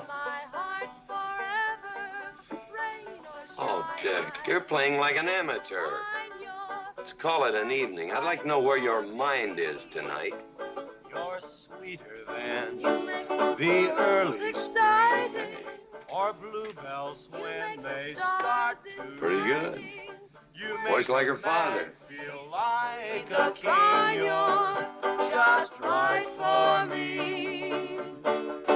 Sweeter than honey, finer than wine. I'm sure they found you on that honeysuckle vine. I would melt in your embrace.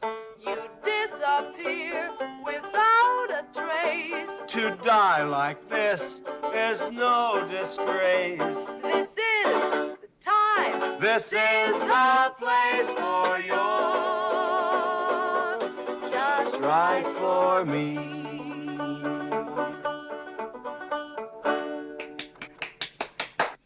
Well, so good, I kind of hate to break this up. But if we're going to have that Indian hearing tomorrow morning... sir, about our conversation earlier this evening, I believe I'd better apologize. Yeah? Yes, sir, I've been thinking it over, and when I called you reactionary, well, that's merely my generation's term for your generation. Nothing personal, sir. Oh, really? Well, good night, sir. Good night, Miss McLintock. Good night, and do come again. Good night, Drago. Night.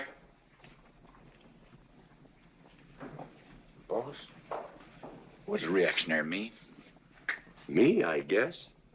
He says that anyone that wanted to sell at a profit was a reactionary. Was we reactionaries back in them days when you was selling beef cattle for 6 cents a pound on the hoof? Well, no use arguing with him. College boy.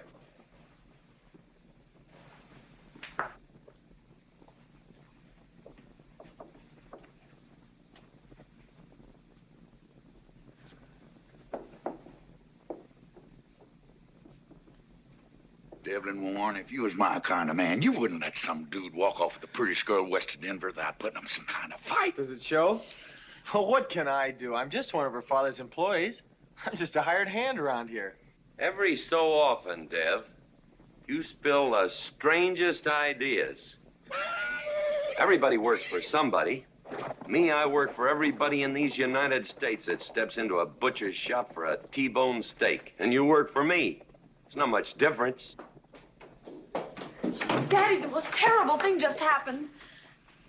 Junior's horse ran away. The one he rented at the livery stable. Tied up a rented horse by the reins. He's probably back in the stall by now. I think we could get Junior something that he can ride. What I'd rather do, Daddy, is drive Junior home in our barouche. It's a lovely evening, and I'm sure Uncle Drago wouldn't mind driving. I would, and I got the kind of manners don't keep me from saying so, just to be polite. I'll drive him home, Mr. McLintock. And you don't have to come, Miss Becky. I'll see that he gets home safely. I can take care of myself. You got yourself a foot, didn't you? Dev, get the carriage. Drago? I'm going with them. Now you got me wrangling dudes.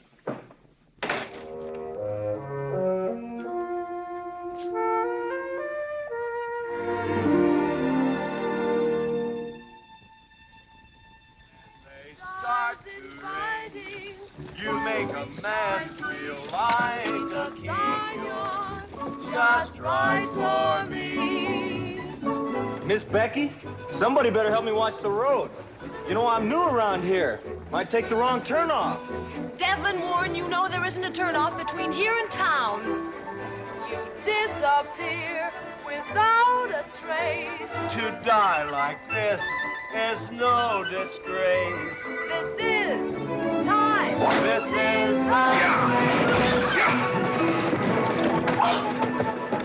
Devlin Warren, what are you trying to do? Kill us? Rather have your friend drive? Yeah!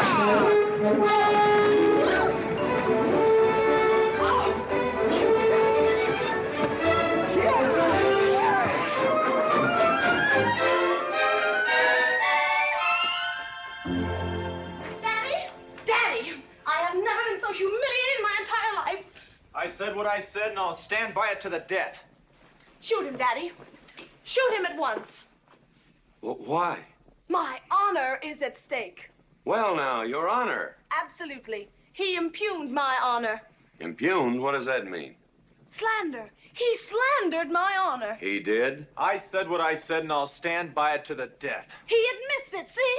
Shoot him. Well, what is he admitting to? Why, he called me a... I won't even repeat the word. I didn't necessarily call you anything, but I said what I said, and I'll stand by it to the death. Well, just for the tally books, what did you say? I said that any girl who would permit a man to kiss her before they're formally engaged is a trollop. He said it again! Shoot him! Now, hold on. No, don't hold on. If you're my father, if you love me, you'll shoot him. Well, I'm your father, and I sure love you. So... Oh, you shot him! You really shot him! Hey! He dies. If he dies, he'll be the first man ever killed with a blank cartridge. We use this to start the races on the 4th. Hey! I'm on fire! Oh, you poor dear. Poor dear? You'd have had me shot in cold blood. But it didn't happen. Yelling I insulted you and all. What you need is a good spanking. Dev! Daddy! Leave me out of this. I think I'll give you what you deserve. You wouldn't dare! Oh, wouldn't I? Ah! You'll think next time before you got someone shot. And this kicking and yelling isn't gonna help you. Don't you! Oh, Daddy! Wait a minute! Daddy! Oh, oh, Daddy! Help me! Don't! Daddy, boy, I hate you! Mommy! Mommy! Oh, GW, was that a shot?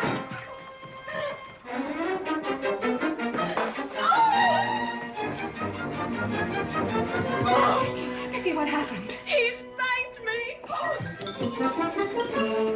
You spanked my daughter? Dev. You mean you stood there while that brute beat our daughter? GW, what's happened to you in the last 2 years? Better part of valor, son.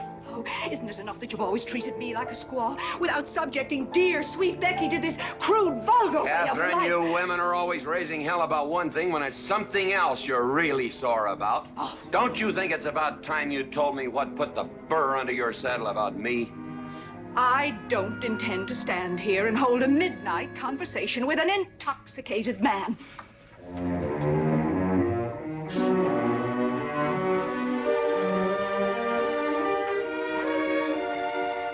And I am not intoxicated. Yet.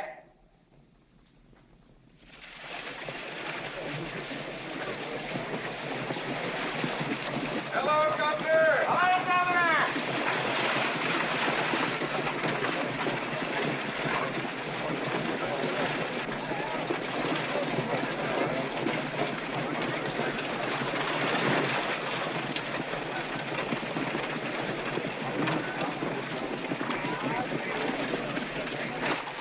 Chief, Homer? Yes, Sergeant. Big McLintock, we know you get us fair judgment. You gentlemen, follow me.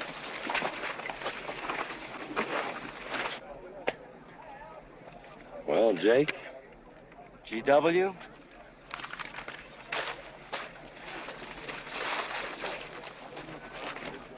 Well, GW, it's been a long time. Not long enough. Cuthbert. Your husband is a rude man. Yes, Cuthbert, I know.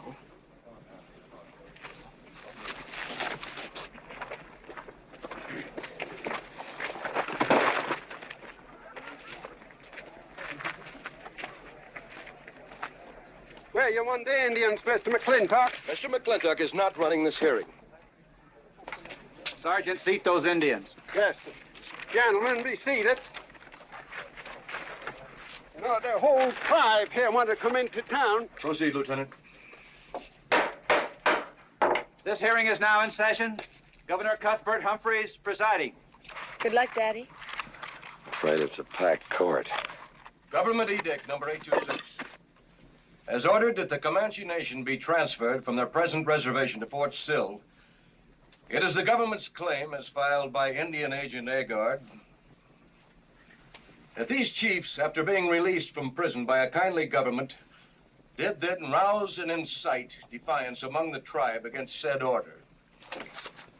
It seems, gentlemen, that although some of these chiefs speak English, Chief Puma is quite at home in our language, they have chosen Mr. McLintock to be their spokesman. I speak for the Comanche, or rather I offer this translation. Proceed, Mr. McLintock.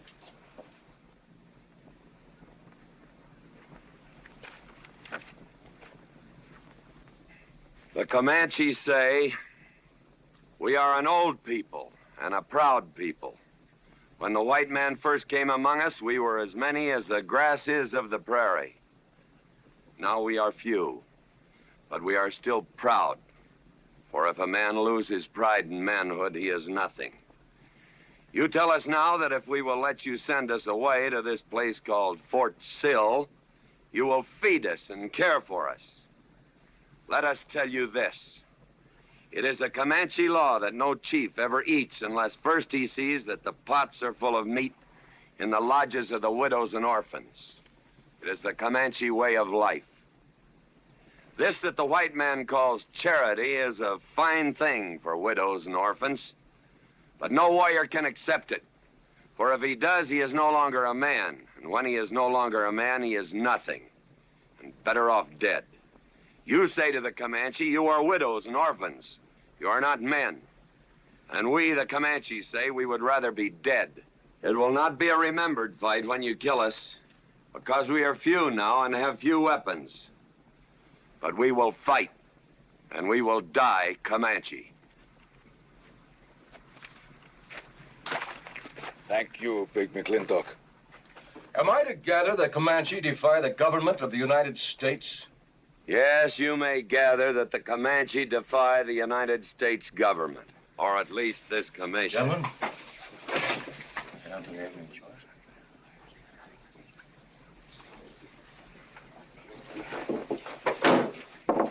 It is the order of this court that these chiefs be incarcerated until such time as the detachment of United States cavalry be made available to escort them and the Comanche Nation to Fort Sill. This court is adjourned. Oh, McLintock! You are important chief amongst these white people. Sway them. Have them give us few guns to make the fight worthwhile. Let us have one last remembered fight for end of Comanche. I almost wish I could arrange that, Puma. Ahalani cha. Ahalani cha. Sergeant. Yes. Let's start. Carry on. Gentlemen.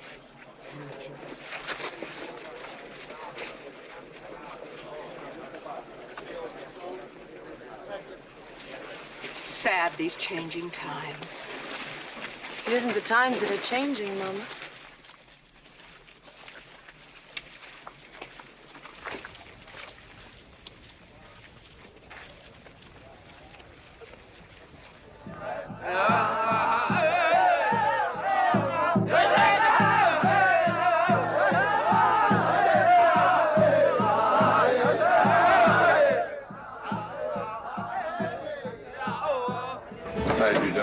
Hello, Lem.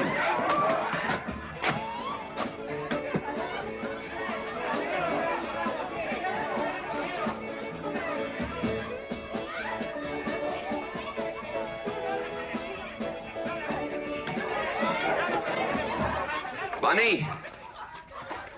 Oh, howdy, McLintock. Hey, figured you'd be belly down drunk by now. I've been doing some drinking, Bunny.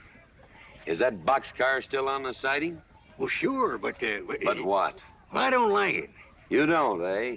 You figure if them Indians get out of there and lead the cavalry on a wild goose chase, that great white father's going to get nosy. Get nosy, and he'll investigate. And when they find out how that side-saddled governor's been messing things up, they'll give those Indians a fair trial.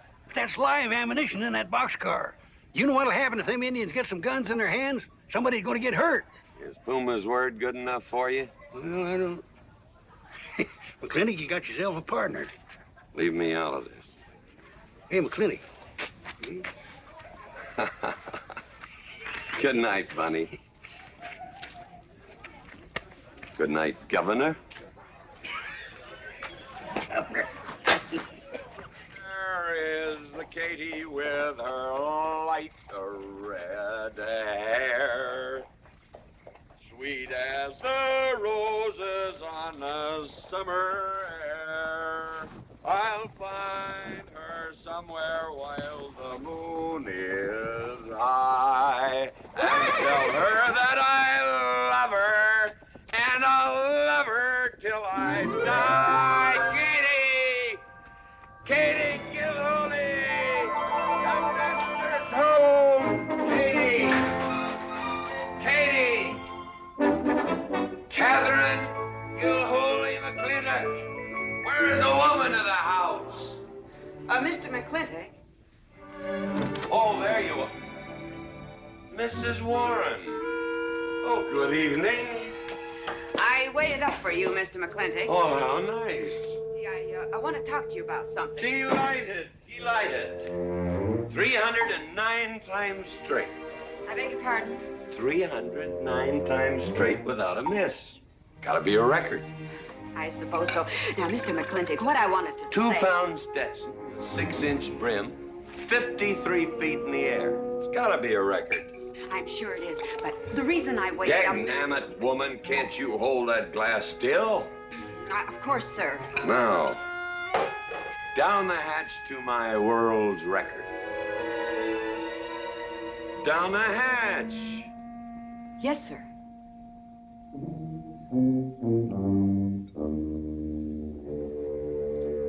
And now, to the governor of our territory.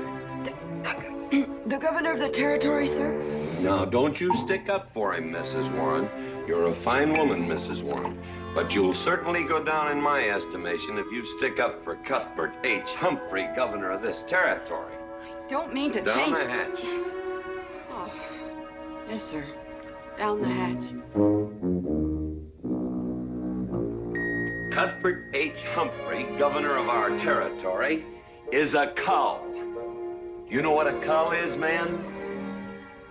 A cull is a specimen that is so worthless that you have to cut him out of the herd. Now, if all the people in the world were put in one herd, Cuthbert is the one I would throw my rope at. At whom I would throw my rope at. Natural-born cull. Another touch, ma'am? Oh, no, sir, no.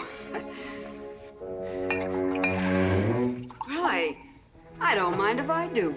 Good. Can't walk on one leg. Oh, I didn't mean to be vulgar, ma'am. Can't walk one limb. It's all right. Sounds silly. Only a bird can walk on a limb. You know my wife? Her name's Kate. She insists on being called Katherine. Do you know her? Of course, Mr. McLintock, and that's what I wanted to talk Well, to you. she thinks that Cuthbert H. Humphrey is panting for her like a bull buffalo at the first green up of spring. But what Cuthbert is panting for is my money. Don't make me feel like I'm drinking alone, ma'am. Very well, Mr. McLintock, if you insist. Down the hatch. Good.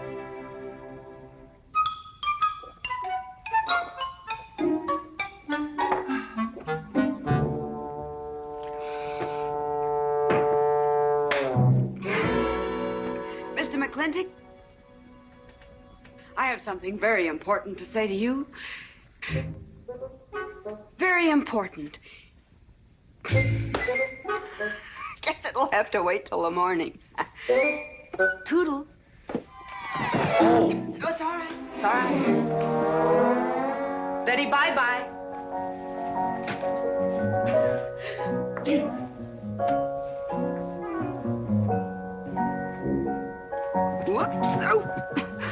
Mrs. Warren.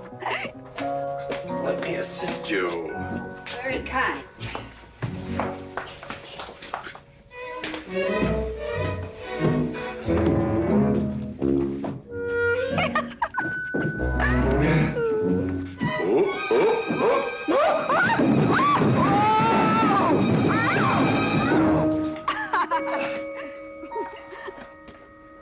Whoops. What's going on here? Now, Catherine, are you going to believe what you see or what I tell you? Mrs. McLintock, hope you won't misunderstand. It's the first 100 women sitting on his lap that I misunderstood. Number 101 is quite simple. Now, G.W. McLintock, I have some... He's gone to sleep. Just when I know exactly what I want to say to him, he goes to sleep. I waited up to talk to Mr. McLintock. I wanted to tell him I was quitting. You see, Sheriff Lord has asked me to marry him, and... Oh, congratulations. I don't want to seem prudish, but if you are going to marry Sheriff Lord, it seems to me that you're sitting on the wrong man's lap.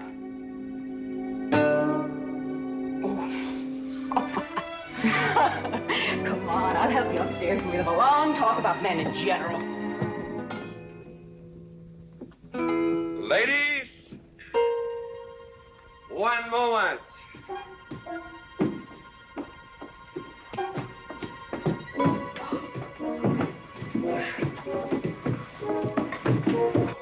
Oh!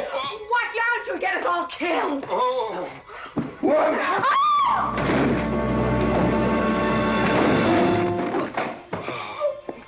Wait a minute, ladies, till I catch my breath, and I'll get you up those stairs as sure as my name is George Washington McLintock.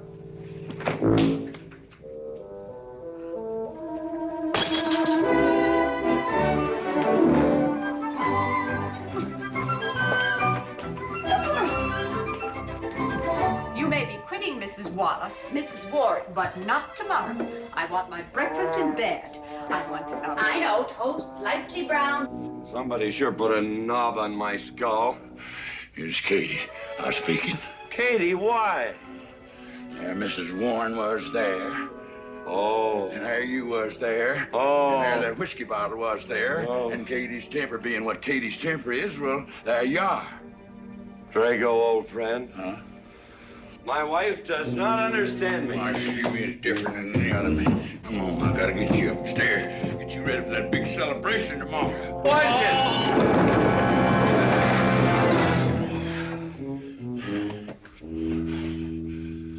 Drago, I am sleeping in the den.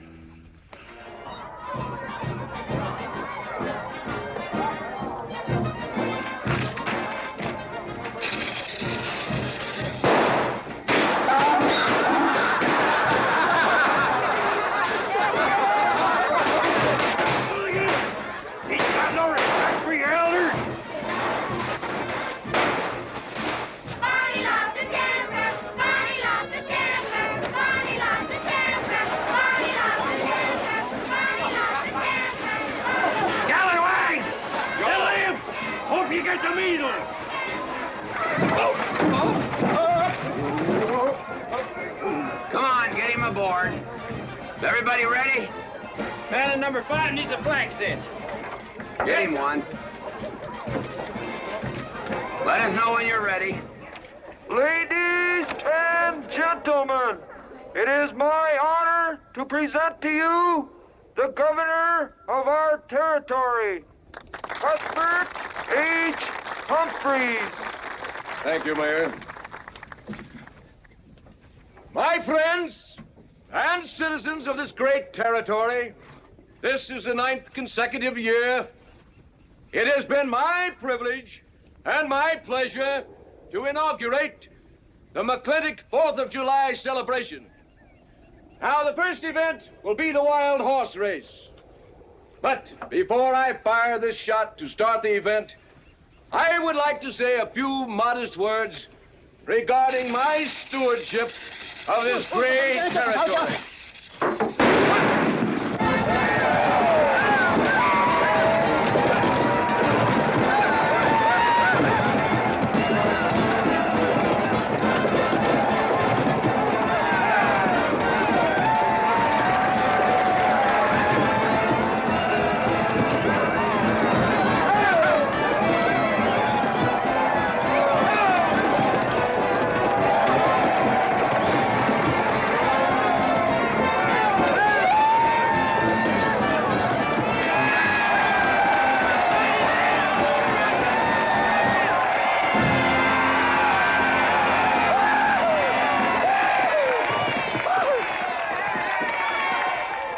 Professor Birnbaum. Gentlemen. Sheriff, here's your horse. Come on, get them all lined up. Come here, King. Now, boys, you all know the rules. It's twice around the inside, once around the outside. First cowboy that hits that finish line without busting that egg is the winner. And I caution you boys about some of them eggs, because some of them eggs are last year's holdovers. All right, mount up.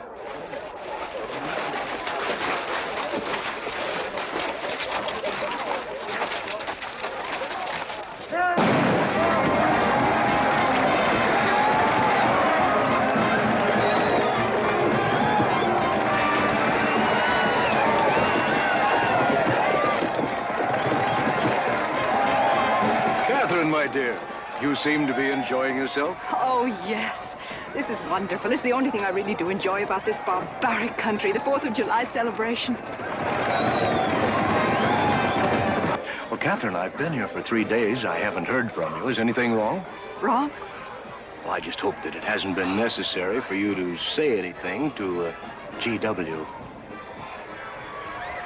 What are you talking about? But, Catherine, you see, I'm in a rather delicate position, being governor of the territory and all. I just hope you haven't found it necessary to say anything about... About what? About you and me.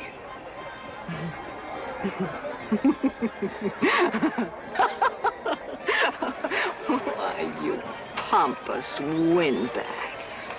Do you think that you're the only man who's ever tried to play patty fingers with me, who's ever tried to lure me into the moonlight? Well, no, but Well, I'm a big girl and I can take care of myself. My husband knows it. I can assure you, Governor, that your reputation is untarnished. Now get out of my way.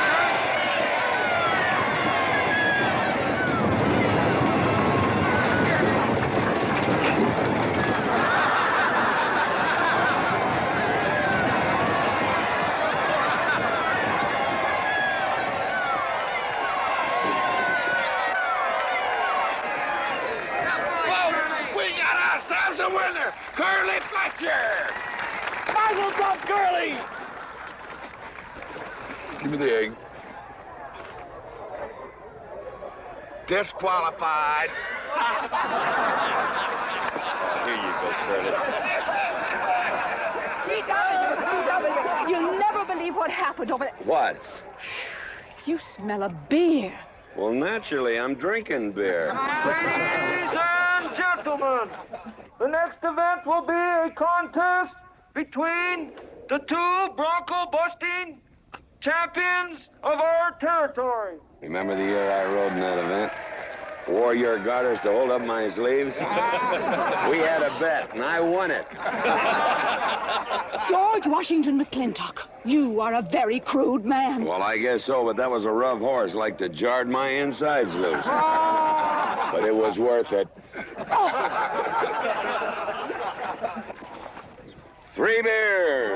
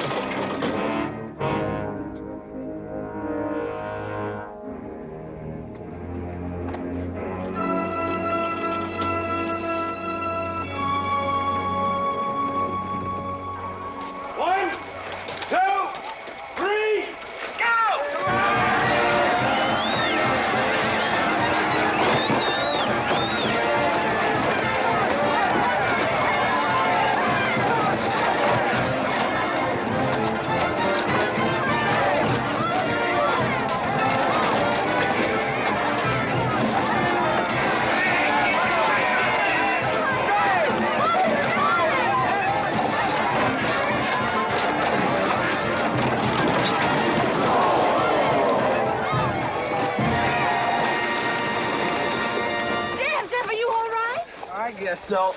Nothing busted but my pride. Well, that ought to even things up, farmer. For what?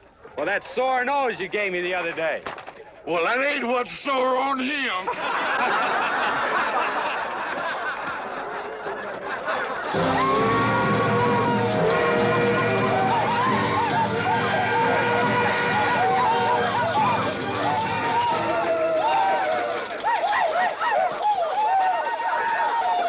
The closing event is the cow pony race. The finish line is at the barbecue. So start meandering. Come on. Now, what is that, false courage? Why, you know a Douglas doesn't ever use a thing like that. I want you to get on that horse, get out in front, and stay out in front. I'll be out front, Dad. All the way. Good boy. Now remember, stay out in front. That Agamemnon's a good horse.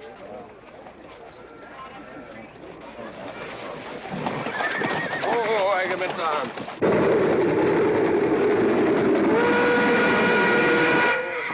1140 and she's on time. Oh, boy.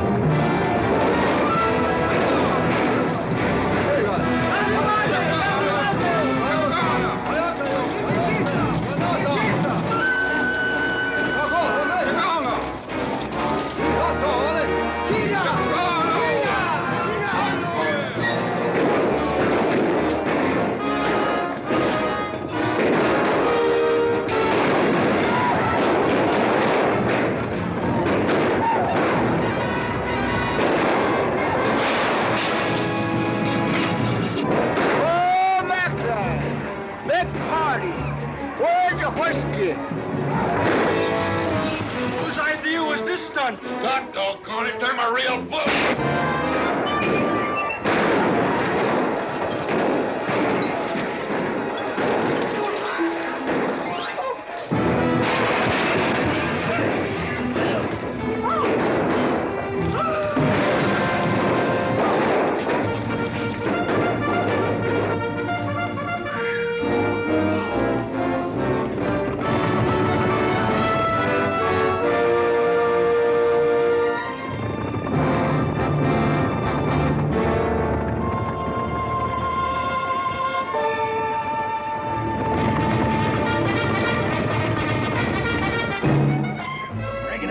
Excitement you'd want for one 4th of July, eh? Puma finally got his way, but I reckon he's riding out his last war party.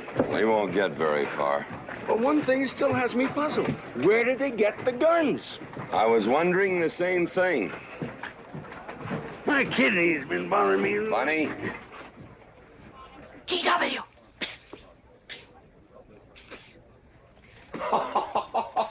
What an idiotic joke. Joke? Do you think that was a joke? Oh, shut up. Do you want everybody in town to see me? You look good in feathers. Oh. Dev, I think they've gone. Yeah. What are you going to do about it? What can I do? Nothing. Just like you've always done. Oh.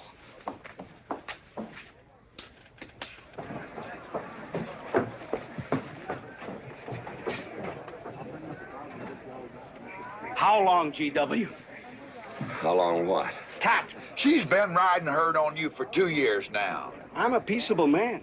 But my father used to say, you raise your voice, it doesn't do any good. It's time to raise your hand. Well, I've been planning to do something about it. I'll have another talk with her.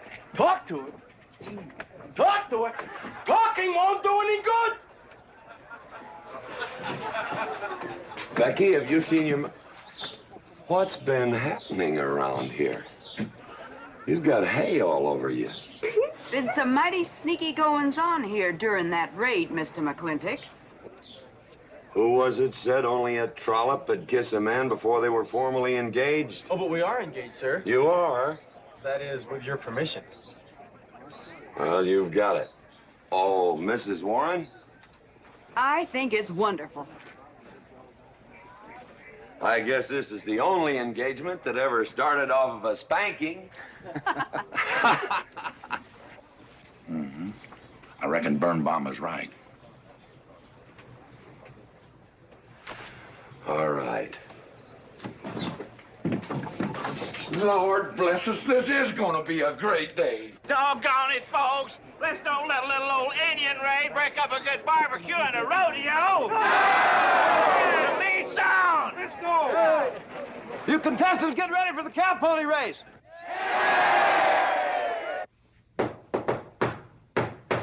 Who is it? It's me. Let me in. Not now. Are you insane? I want to talk to you. It'll have to wait. I've taken all I'm going to take from you. You are insane. You are going to tell me why you packed up, picked up, and walked out on me. 2 years ago, you remember, you came home from Denver with lipstick all over your car.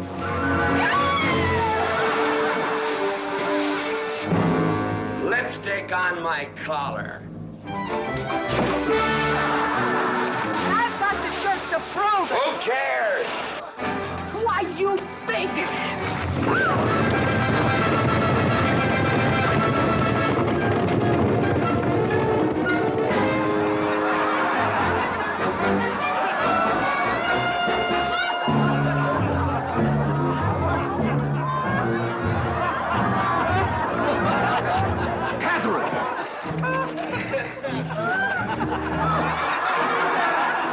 G.W., you are a ruffian.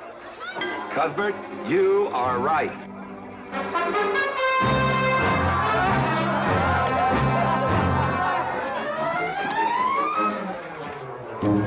Well, what kind of a family is that? The best. And dangerous, son. Who won the race? Who cares, Hagar? History's being made.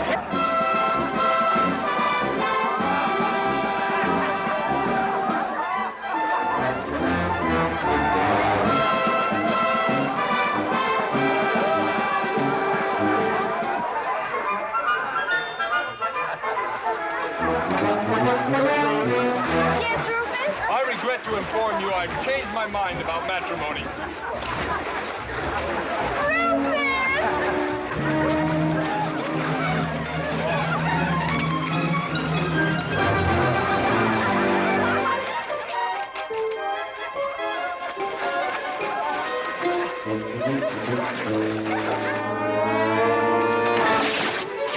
Hey, Mrs. McLintock!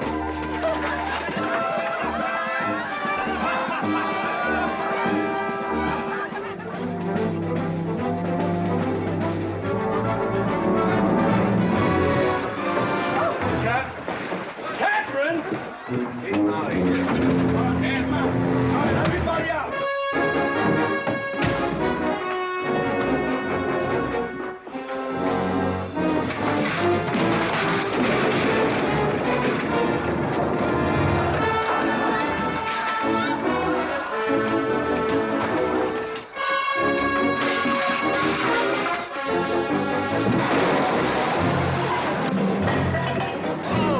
Looks like G.W. is buying out the whole store. I'm afraid you're right.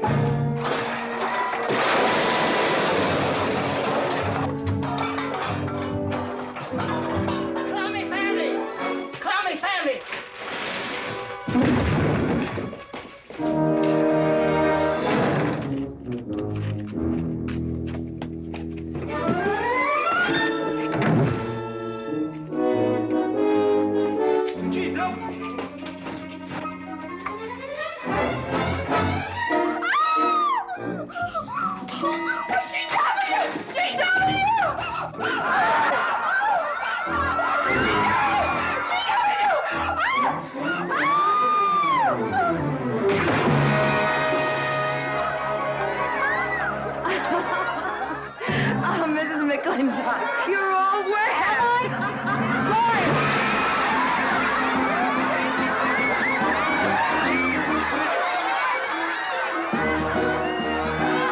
Wrong woman, G.W. Oh, pardon me.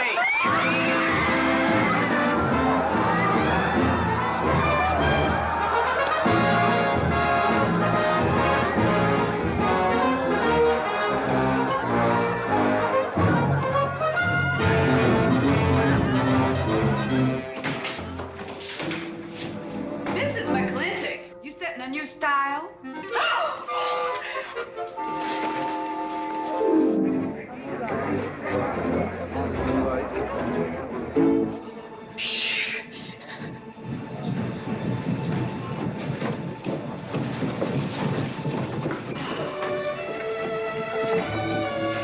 Mr. McLintock, in here!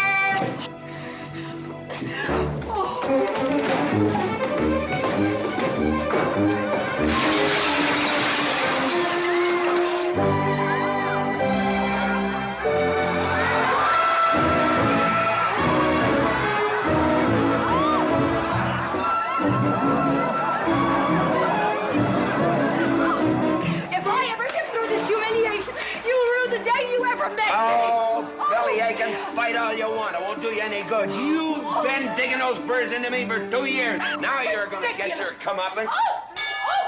Thanks. My father would be proud of you. I'll make you prouder.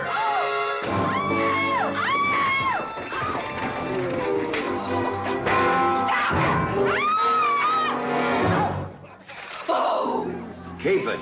You may need it. Now get your divorce. Home. Don't spare the horse. Home, you heard me. Don't think you're going to get rid of me that easy. Yeah.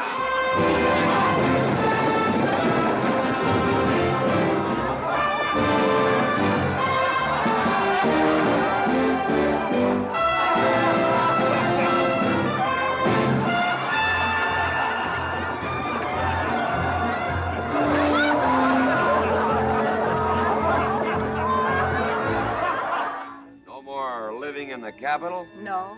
No more Newport in season? Nope. No more dancing at the governor's ball? No, GW. Happy day! 310 times without a miss. That's a record.